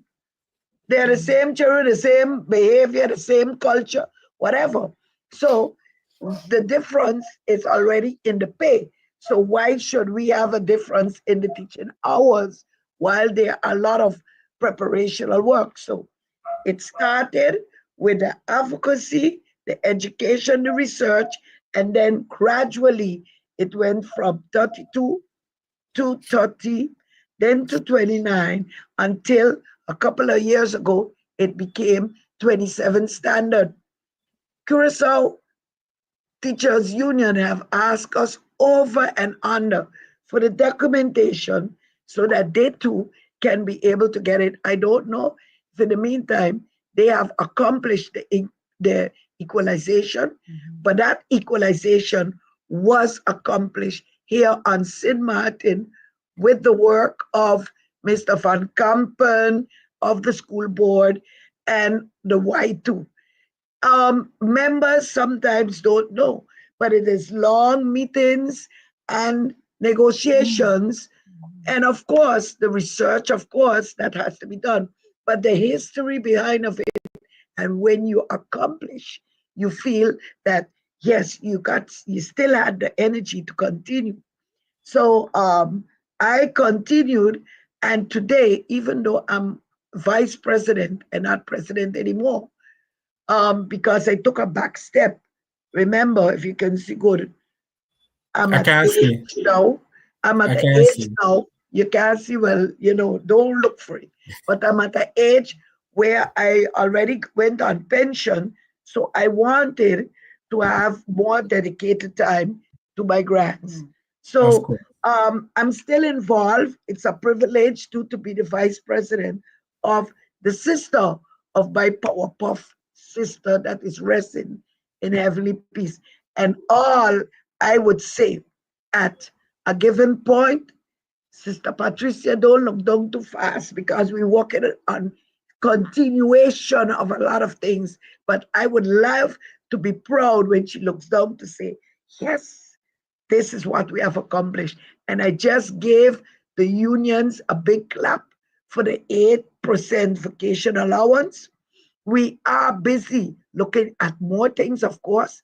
They already have it on paper, but dragging the feet. For example, the gratification question for teachers. Teachers are saying the Jubilee, years of service. Why should I wait until I'm 25 years in service to get a recognition? So Exactly. therefore, we are already, it's on paper already, what you would get when you have 10 years, what you would get, 15, correction, what you would get when you have 15 years of service, what you would get at 20 years, 25, 30, 35. Well, we need to ask Bakan, because I'm wondering how we hear that the ministries have been instructed to start paying out these jubilees, right? Well, 15 years is not a payout, it's like a day or something like that. But again, they've been instructed to start implementing it, right? But school boards, and which brings me back now that it has come up to that letter that was sent on the 26th of May. Yes. To the Minister of Education, where it was, I must say, the way it was placed in the media as if, yes, why to give an ultimatum. I just kindly ask to get an answer by June 5th. Today's June 5th, and I have not received an answer from the Minister of Education concerning whether the communication was given to school boards concerning the payment of the Jubilee and the indexation and so on. However, it has come to my attention that some school boards did get that communication. And that's where, again, I come back to that poor communication. I don't know if the good minister has an issue pretty much directing, responses to WITU. It would seem so. Why I say that is because every time that we come up with a concern and it is addressed in the media, at no point in time it's mentioned that, WITU has that concern. When answers are given in the media, a WITU has to learn of those answers from the media and not via, directly or via email. And I find it to be quite disrespectful, because I show all ministers that respect where the way I address them. And as I said before, for me, it's about collaboration. I think we can all shine together. The thing is the better you treat your staff, your employees, the better they will shine, and they will work. They will make you, look like the most brilliant person there is, because they are happy. Yeah. Right. And if they're happy, they're going to come to work. They're going to be productive. Yeah. They're going to do what they're supposed to do. But if they're disgruntled, you will have those who will drag their feet. You will have those who will call in sick every Monday morning, right? You will have those who will leave files on the desk for a very long time, or take their time to process certain, files. You will have that. So why let us just, collaborate, get along, show each other that common, respect, because I think everyone wants respect, right? And maybe it was an oversight, maybe, I don't know. I would hate to think that the cabinet is working in an inefficient manner. I would hate to think that. But I feel that it is time that when we address, when we bring up concerns, that they're responded to, in an adequate fashion, and that's by email, by a letter, just like how we, submit our concerns. Because to be honest, in the beginning, it was a WhatsApp here and a WhatsApp there, but I've learned now, because I learn and I grow as well, that that doesn't work. It's not working, right? So, but how often does working, sorry. How often does WITU meet with the Minister of Education? Well, we have met with the minister so far, I think twice. Yeah, before she came, probably we had a yes. Before she was sworn in, we had a meeting. It was sort of an introductory orientation meeting, and then we have, because remember where CCSU is concerned, she's not a SPRAKE partner. That's correct. Yeah, so like the Minister of General Affairs and Minister of Justice, right? So, but we had, the last meeting we had with the Minister of Education was about 2 or 3 months ago. Wow. And of course, there was this commitment that we would meet more often, but that has not happened. And I would want to believe that it's more about, our busy schedules, of course, and my schedule has been, really hectic for the last month. So, but I hope that at some point in time, we will get to meet more often. However, in the meantime, while we're communicating via emails and letters, we would at least, like to get our responses as well in letters or via email. So I am looking forward to a better communication with the Ministry of Education, so that together we can work on the issues that the teachers and support staff are facing, and so that we can really get work done. Because, contrary to what, the public may think, sometimes the public feel, oh, it's these teachers, it's always about money. But it's not always just about money. It's about work conditions also. You had the Ruby La Vega situation where teachers were, you know, teaching in a sweltering heat because the ACs are not working and there's, you know, so much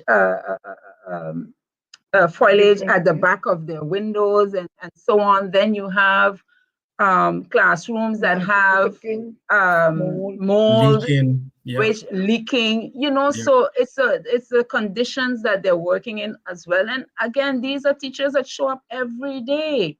Yeah. You But know, you know what's ironic? Even if, and I'm not saying that's the case, but even if it was only about money, none of us work for free. At the Those end of the month, we just all stretch out our hand for our paycheck. But Yeah. Kari, Right? you know what I said? Education started, for example, in the Netherlands and Tilly's, if you go to the history, it started with the nuns. But the That's nuns true. used to work pro deo. But this has changed. The Yeah. face of that has changed. If I tell you how much I started 40 years ago as a salary, comparing to when I went on pension, what my salary was, it is basically an evolution. They Yeah. cannot expect me or the teachers to live a life like the nuns. You But the understand? In the nuns, but sense, even the nuns were taken care of. yes, They didn't have to wonder when the That's next true. bill was No, coming that's up. true. You That know, is true. so so it should be basically, the same for us. exactly. And as time goes on, um, you see everything around you increase.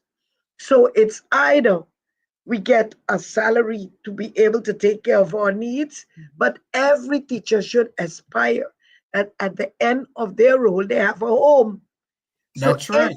Every if worker yes, should aspire to if that. they don't be able, and you know, this is where I get agitated when some people come here in St. Martin to say St. Martin people lazy. Well, you know about St. Martin people jollification. In those days, people had a home.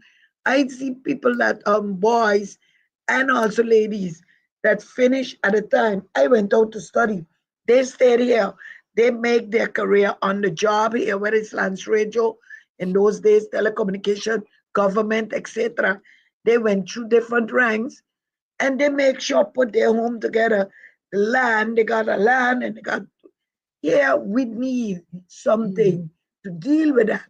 And that is where I start to advocate that our APS should provide reasonable homes for the members, the investment, the local investment. Now, I mean, at Mary Francie, that was a project that had homes in there. Claire, you're It going was over to a discovered. whole Yeah, but nother. I was bringing it to show you where I'm saying the investment they make first on this wall. I can't understand as yet Yeah. why behind the wall, Yeah. where before times had houses, we cannot get if it was one thing, now high rise, 3-story, 2-story, or whatever story, but that can also give an incentive, a benefit to our teachers. You understand what I'm saying? You know, it reminds me a little bit of. Come closer to the mic. It reminds me a little bit of that saying. What is it? The road to hell is paved with good intentions. Is That's that the what it same. is? That's the same. Because with this same APS project, if we look at the one in Cahill, what was the whole idea, the concept of having that project? So that the APS participants, right, would get affordable homes that they can purchase, they can own, right? What has And then become we of heard that? about $400 per square meter and all kind of Correct. Yeah. Correct. Yeah. You know, so That was the sad APS may part. have had a lot of good intentions, even with that wall opposite the Emilia Wilson estate, but That is we're where not I'm saying. reaping even the parking lot. What is happening to our investments? Exactly. You know, Those are questions those are that the union cannot lay down and just do not answer because there is investments that has to be made locally and on the international market.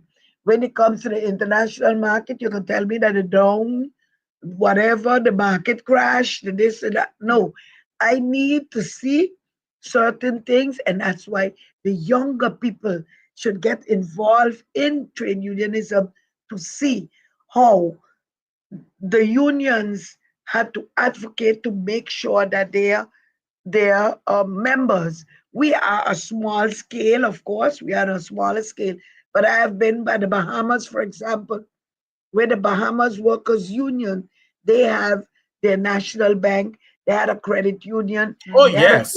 yeah, they had Listen, a they even have daycares. daycares for the They even have members daycares, yes. with teachers, etc.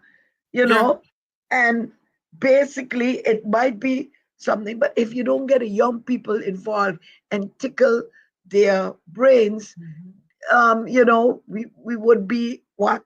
Are we just a consumers union? No, we are a union that can help the members also build into their future.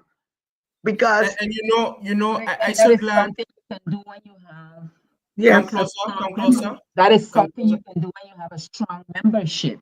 mhm, What I would also say to that is that besides a strong and proactive membership, I would also say that having effective leadership is also important to give the members them that vision of what can be. Vision.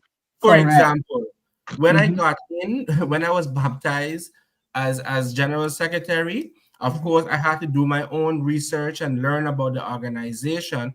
And Mhm. Sister Claire, you would know, prior, I think it was during the term of Miss Prudence Hodge, where they would have all put money together to get a container and bring in items. So soap powder or whatever house materials you would need. And then from there, the union would have sold at a discounted price. So Mm. all of those self-help projects, the union was heavily involved in. So it was not a matter of asking for government or begging private sector. The unions them was self-reliant, and that was one of the major reasons why the union was so respected and feared, because Mm. they had their own institutions. Mhm. From the entire life cycle of the member was covered. Funeral, what you call this thing, RCU, what RCU is now, it's they a Mhm. had their credit own union. banks, they had Yeah. their own insurance, whatever pertains to unions, right? Whatever pertains to members, the unions have had something for them. And I think that also played a good role, because then you knew that your union could take care of you. Of you. You understand what I'm saying? So I think those ideas and those strategies could be maybe dusted off, right? Because anyway, the way how I I see think the I think what it is that when you say the ideas can be dusted off and so on, um, the whole concept of unionism has become, or just fighting for money, money, for fighting for money. That is what it has become, but it is so much greater broader. than that. It's Mhm. It's broader broader than than that. that. And I Yes. think that is where we would like to bring it back to, Mhm. so that we can, I'm not so much saying to, it's going to take some baby steps, Oh, because yes. like I said, Yes. my baby right now is the education of my board members and membership. That first and foremost, because once they have that foundation, then it's like the world will become their oyster where a trade union That's right. is That's concerned, and right. all the profits that there are to obtain being part of That's a right. union. So No, absolutely, absolutely. You can't do anything without education. yeah, And again, that is at least again in my reading and understanding of history, that is what made the union so strong, because yeah, each member could have represented themselves. yes, You understand? And they would only revert back to headquarters when things got more serious. correct. And even when you look at the basic structure of unionism, the shop steward plays such a vital role Role. on the floor. You Yeah, see, because they become the union at the workplace. So if correct. they don't understand their role, they're going to get chewed up and spit out very And that is, easily. and we also have shop stewards in certain schools. And I often get them, asking them. Our shop stewards are more like the contact person. we need to reach out to our members quickly. That is the role that they have right now, but that is not the role of a shop Correct. steward. So Correct. training, Exactly. that is what that is, and that is why I started out by saying, being an affiliate of the Caribbean Union of Teachers. So far, I know back when I was a general secretary, and this was like back in, it was before Hurricane Irma, I went to a collective bargaining training in Jamaica.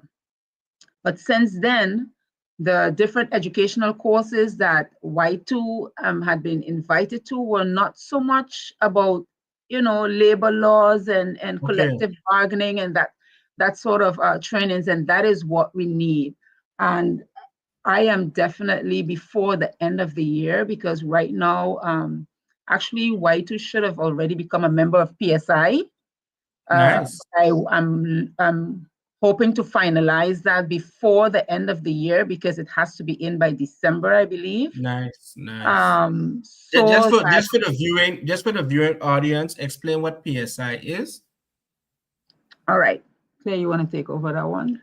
I will let Claire take that one over. PSI is an international organization that also coordinates the public servants.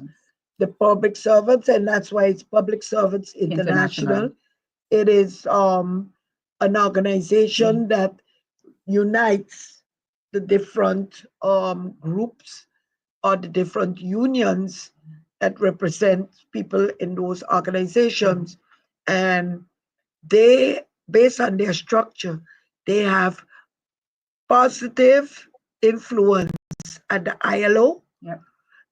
They are regarded as a very instrumental, bargaining tool, and the work that they do in empowering their membership organizations also.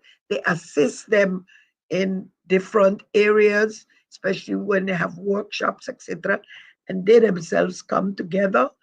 It is very remarkable that they would be, how you would say that, in that position to basically be also the tool that you can call on. Because a lot of times when you're on national level and you're having problems, you can call back on this organization to get advice, to get support, to get all that you as a union on a smaller scale would need. Solidarity, messages, etc. All of that is very important. And let me also add, I just posted the website in the chat for those who might be interested. That site has a lot of information. Exactly. Research papers, news, developments across the world. And why I think it's so important is because we as workers have to realize that we are not in this by ourselves, right? Exactly. And I think we may have forgotten the importance of solidarity, or maybe we have lost the essence of what it means. It's not enough just to say, raise your fist and say solidarity. That's not what it means at all. When you say solidarity, it means that your problems become my problems. And if you're in a situation, both of us in a situation, we're going to figure it out together. You understand? But that's just it becomes like what you would say, if you touch one, you touch all. Touch one, touch all. Touch all. Yeah. And what I would like to add to that, because as I mentioned, being wanting to become an affiliate of PSI, knowing that we're already affiliated with Caribbean Union of Teachers, but I feel that we're the international and Education International, yes. But I feel that with PSI, knowing the trainings that they offer, right? Because solidarity messages and so on, we can get from any organization. But I want to be part, I want WITU to be part of organizations that will help, move us forward. Structure guide. And that is what we want, and that is what we need. So that is one of the main reasons of becoming an affiliate of PSI. And of course, That's Sandra Messiah, she's like the auntie, the that's sister. right. And That's right. That's right. she's a That's right. No, force to be reckoned with. that's right. That's right. That's right. Yeah. No, but I think submitting your application to Public Service International is definitely a good move. As I said, their website is filled with information. If you don't know, it's because you don't want to know. Yeah. There's a lot of information, again, from the news to research papers, everything that you need. I mean, it sounds like free advertising for them, but it is what it is, Yeah, right? but So it's Yeah. good. yeah, but it's just like ILO. When you go to ILO website, there is so much of Everything is there. resources. Yeah. There is so much of resources. So if you're not a person who likes to read, you're in trouble.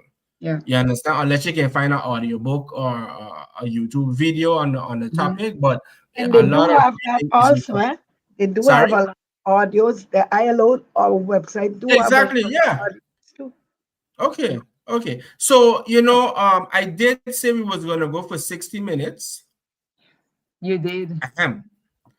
And we ended up going a little over 60 minutes. But did we touch everything? I think we touched everything pretty much, right?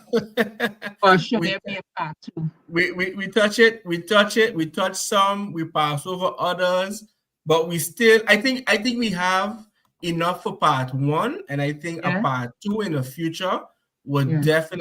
definitely be a good thing, because I would have want to delve deeper into the classroom, because Yeah. you started about the size, you start talking about the lack of human resources, you see, and I really But wanted to also get. resource, not just Yes. human resources, eh? Okay, good. Fair enough. So resources, so human and otherwise, right? Mhm. Because I really want to zoom in on the impact this might be having on the learning outcomes of our children. Okay. You understand? So, but again, that might be another conversation. Maybe we can have a teachers roundtable. I don't know. We can figure out Yeah. something. Mhm. You see, but at the end of the day, I think this is something that we don't pay in. I mean, it gets it goes viral. Yeah. It gets a lot of attention, but after that, it just passes and we're on to the next melee, as it were. It's going to be a hot topic in a few weeks because the outcome of the SBE, the results will be there, and then That's you have true. also the That's results true. for the central written exams. That is So it's true. going to be a hot topic again, That is and then true. it will die down. But what I can say to you is that from my experience, and I can only speak of my experience right now, as a teacher, and everyone knows me, so I can call the name of my school. It's Yeah. Sundial, Call it. Sundial School, a That's school that I right. am very proud to be Best part school on of. St. Martin. Thank you. Yes, right. What I must say, over for the past at least 4 or 5 years, we have been getting in students that I feel we are not able to assist adequately, because of not only classroom sizes, but because they have such different the way they learn. You would have students who you would need to read to them, for instance, in a high school. With that lack of resource, we do not have that. Imagine, I don't know, I think you've given, lectures at our school, but I think you on the higher forms, but spend a day in the Form 1 and Form 2, even a class of 18 to 20 students. And you Wow. have 5 students who are, whether, they have, attention deficit but sometimes it becomes very, very loud. And you're mainly policing, don't do this, don't do that. You're busy doing Instead that of teaching. instead of actually teaching. And then when you do get a chance to teach, and you're teaching and you're all into it, there's someone who's going to fall through the cracks because they actually need you to sit with them On a one-to-one on a basis. one-to-one basis, Yeah. because that's the way they learn. Oh, but that is something that we can't provide right now at the moment. You know, but tell me You cannot do something, it all the time because you cannot do consistently. it all the time. Yes, Correct. you at a point of juncture, you can help that child one-on-one, but it cannot be a consistent procedure that you could apply at secondary school. So basically, Because you have yeah, a full because you have a class. full class. So it But is, you're tend between a to. hard rock and trying to help Yeah. that child still to the best of your ability. Mhm. And you have the whole big majority. So therefore, we need to look at what other things can we apply. How can we make like breakout sessions? Because there's give differentiation. remedials. There's differentiation in teaching.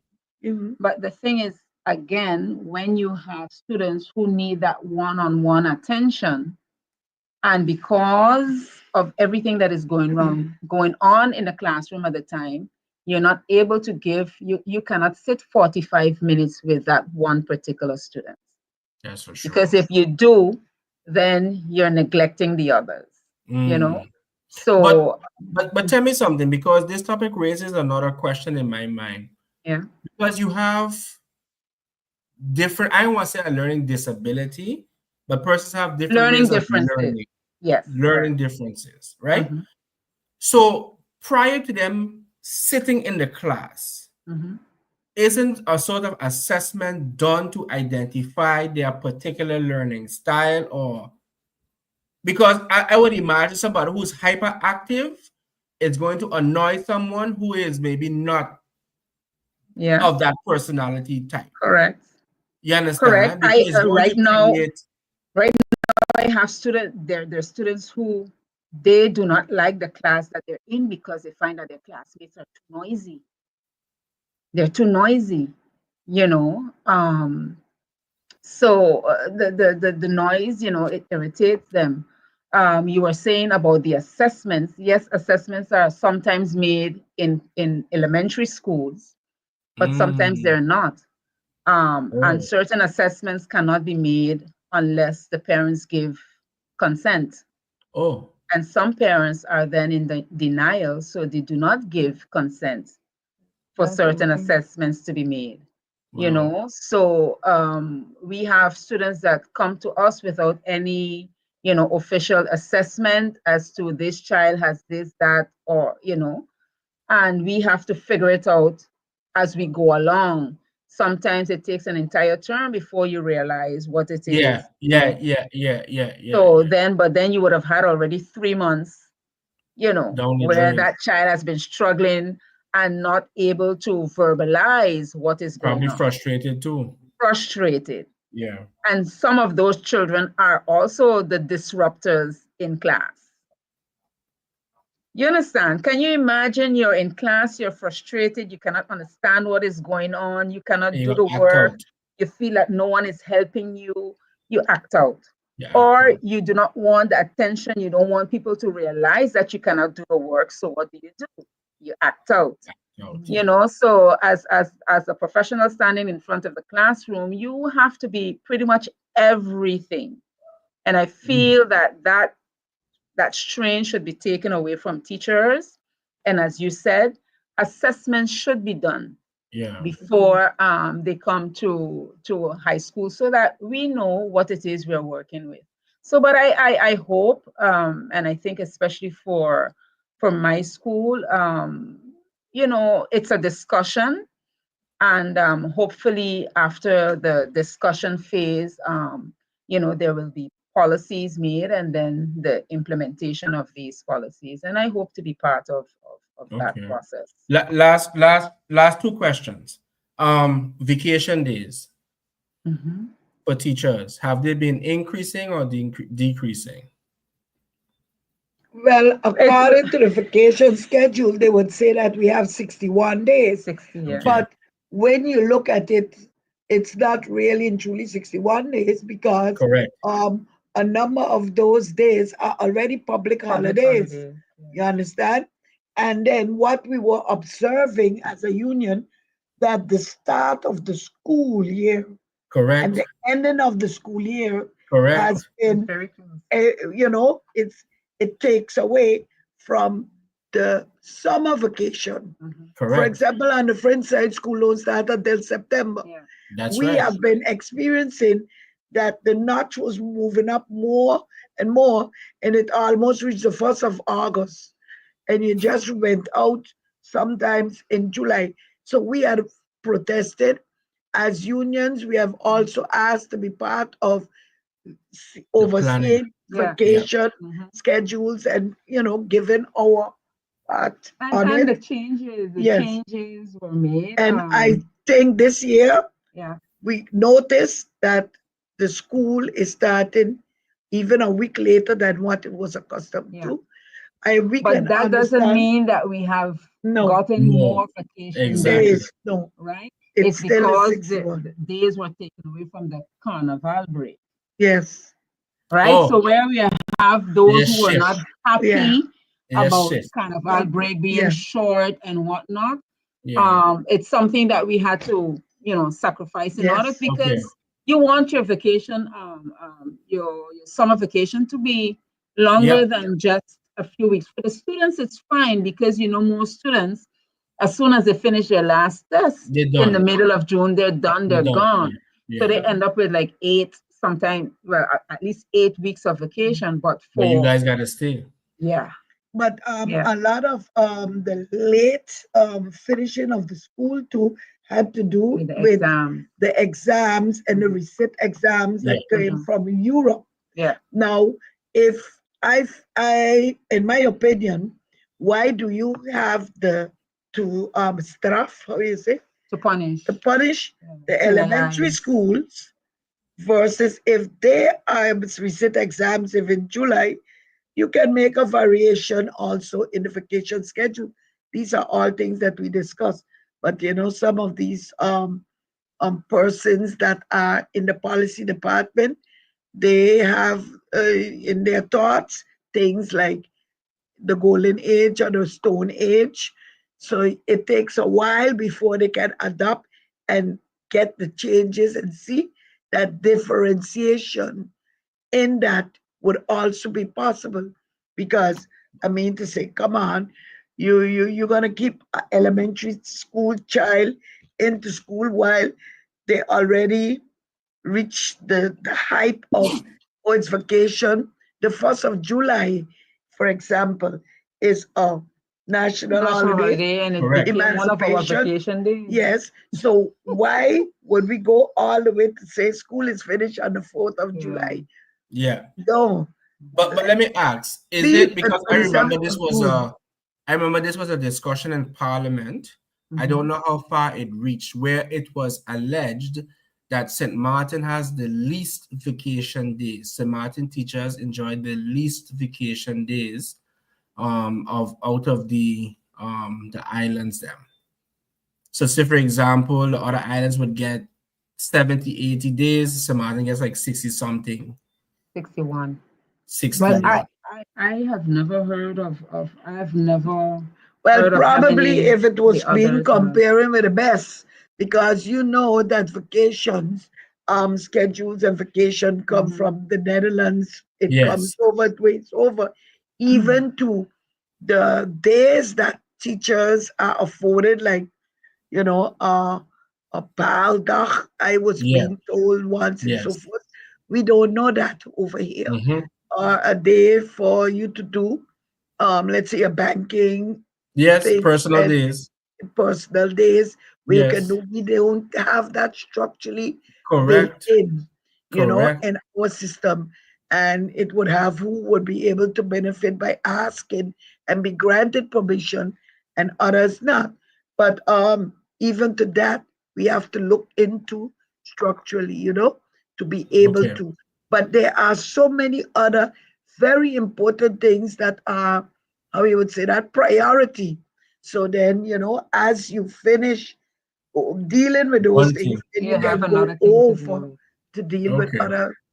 other Okay. looking at other things. All But right. again, thank you for this program today, and I really appreciate the fact that we continue to advocate based on the footprints that our sister Patricia Pantophlet has planted on St. Martin in the world of labor, in the world of trade unionism, that we don't leave it, die like that we continue to, uphold and talk about these things so that people would know who was Patricia Pantophlet, just That's like right. how we would have other people that were very nationalistic in That's how is right. it, trade unionism, Alred Peters, That's Willie right. Hayes, and That's all right. those other stalwarts that we can always let it be known that this was a person that really and truly fought for the standards of work and to make sure that it was implemented, certain things were implemented in the workplace. Because I'll tell you this before we close, occupational health and safety in the workplace was one of her babies also. She always Okay. would speak about that. Okay. Okay? Thank you for that. Thank you for that. Applause all by all. Come closer. Come closer. Oh my gosh, to me, this all you've been telling me, all right, come closer. All right, Yeah. so I would like to thank you for having us tonight, especially on this program that is dedicated to my late sister, Patricia Pantophlet, trade union, heroine to others, to me, of course, as well.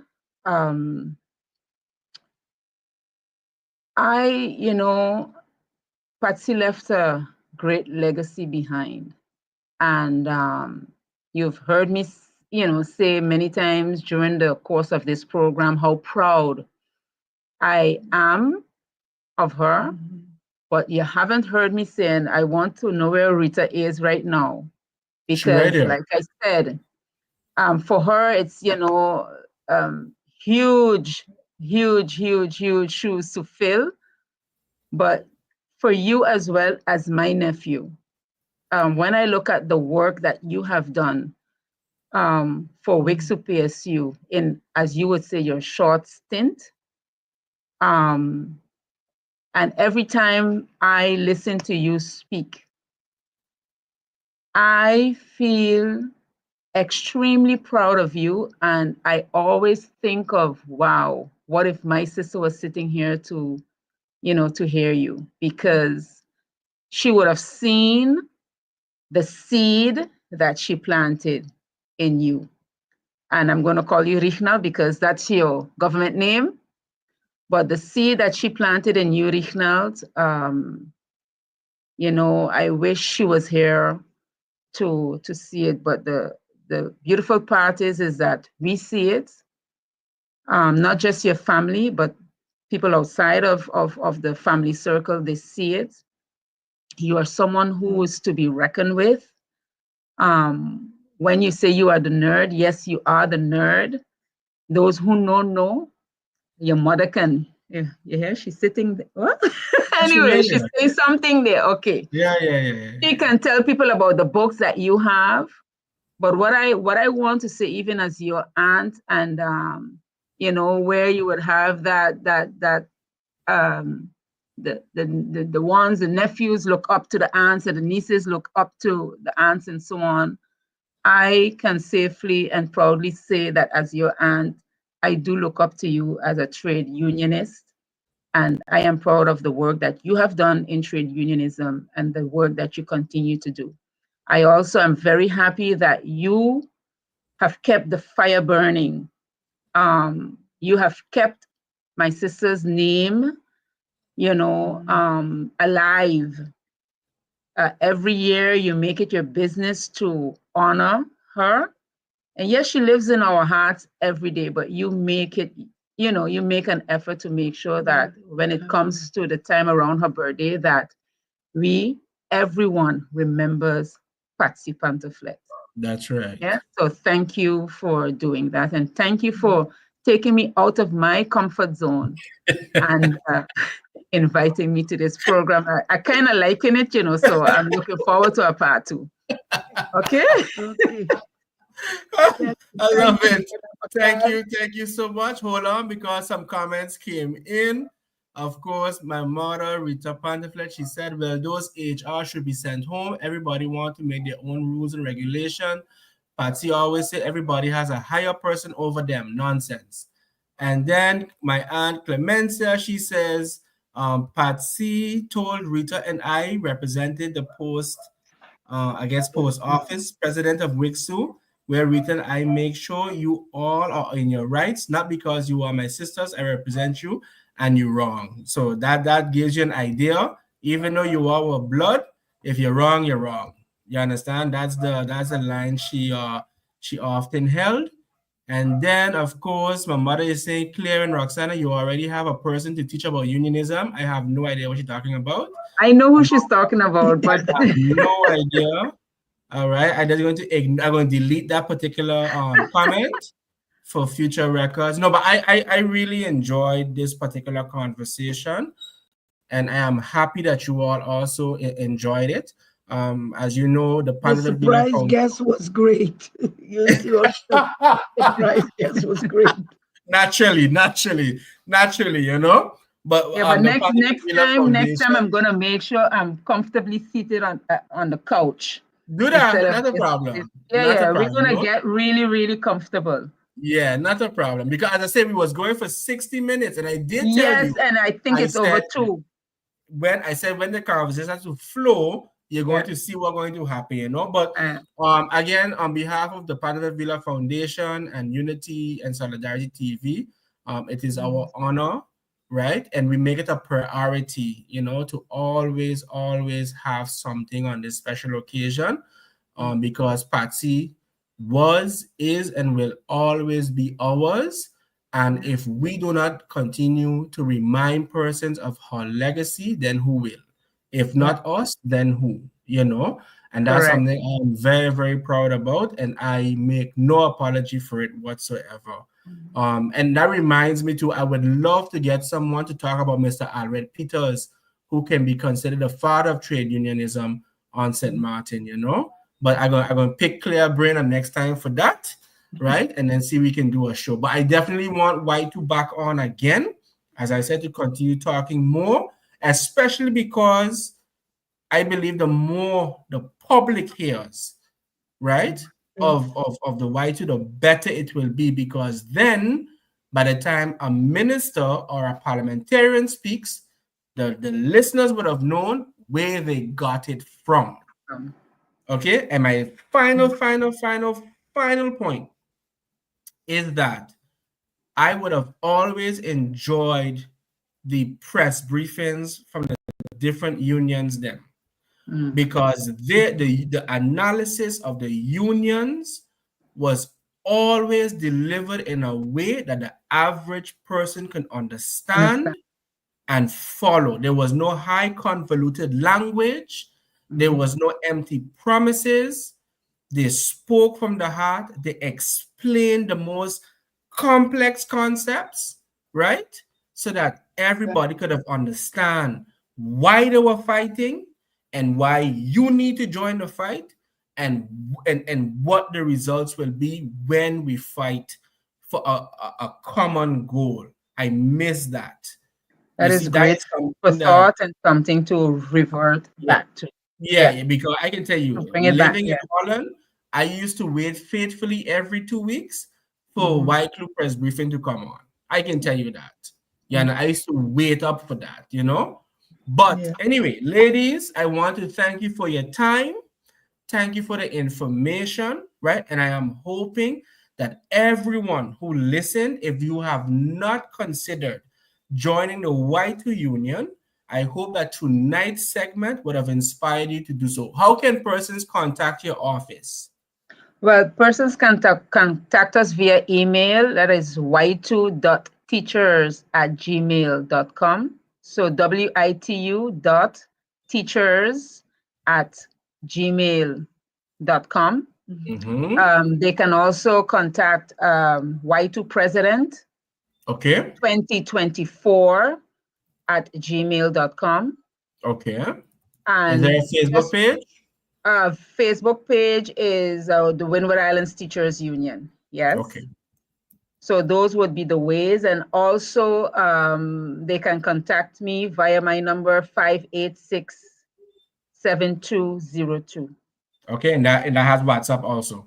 That has WhatsApp, definitely. Okay. And so if they wish to become a member, they just send a message or an email and request a membership form, and we will send it to them, and they can submit it. And how much is a monthly fee? Monthly fee is just 20 guilders. 20 guilders? 20 guilders a month.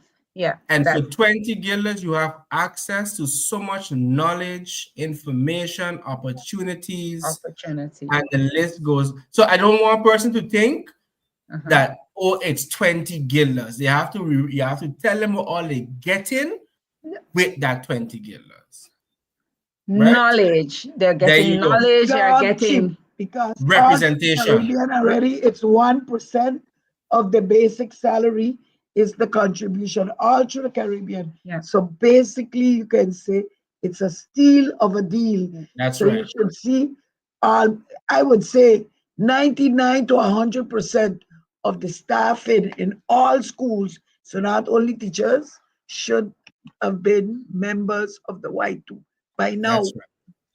All right. Hopefully, by the time we do part 2, I will be able to give our website as well, so that, because we used to have a website before, we lost access to it, but we're busy working on a website right now so that we can have all information there, from the history of WITU to our affiliates, links to everything we want to, to have placed on our websites again. So that is, it's right now under construction, and hopefully like I said, by the next time we meet, I will be able to give the website.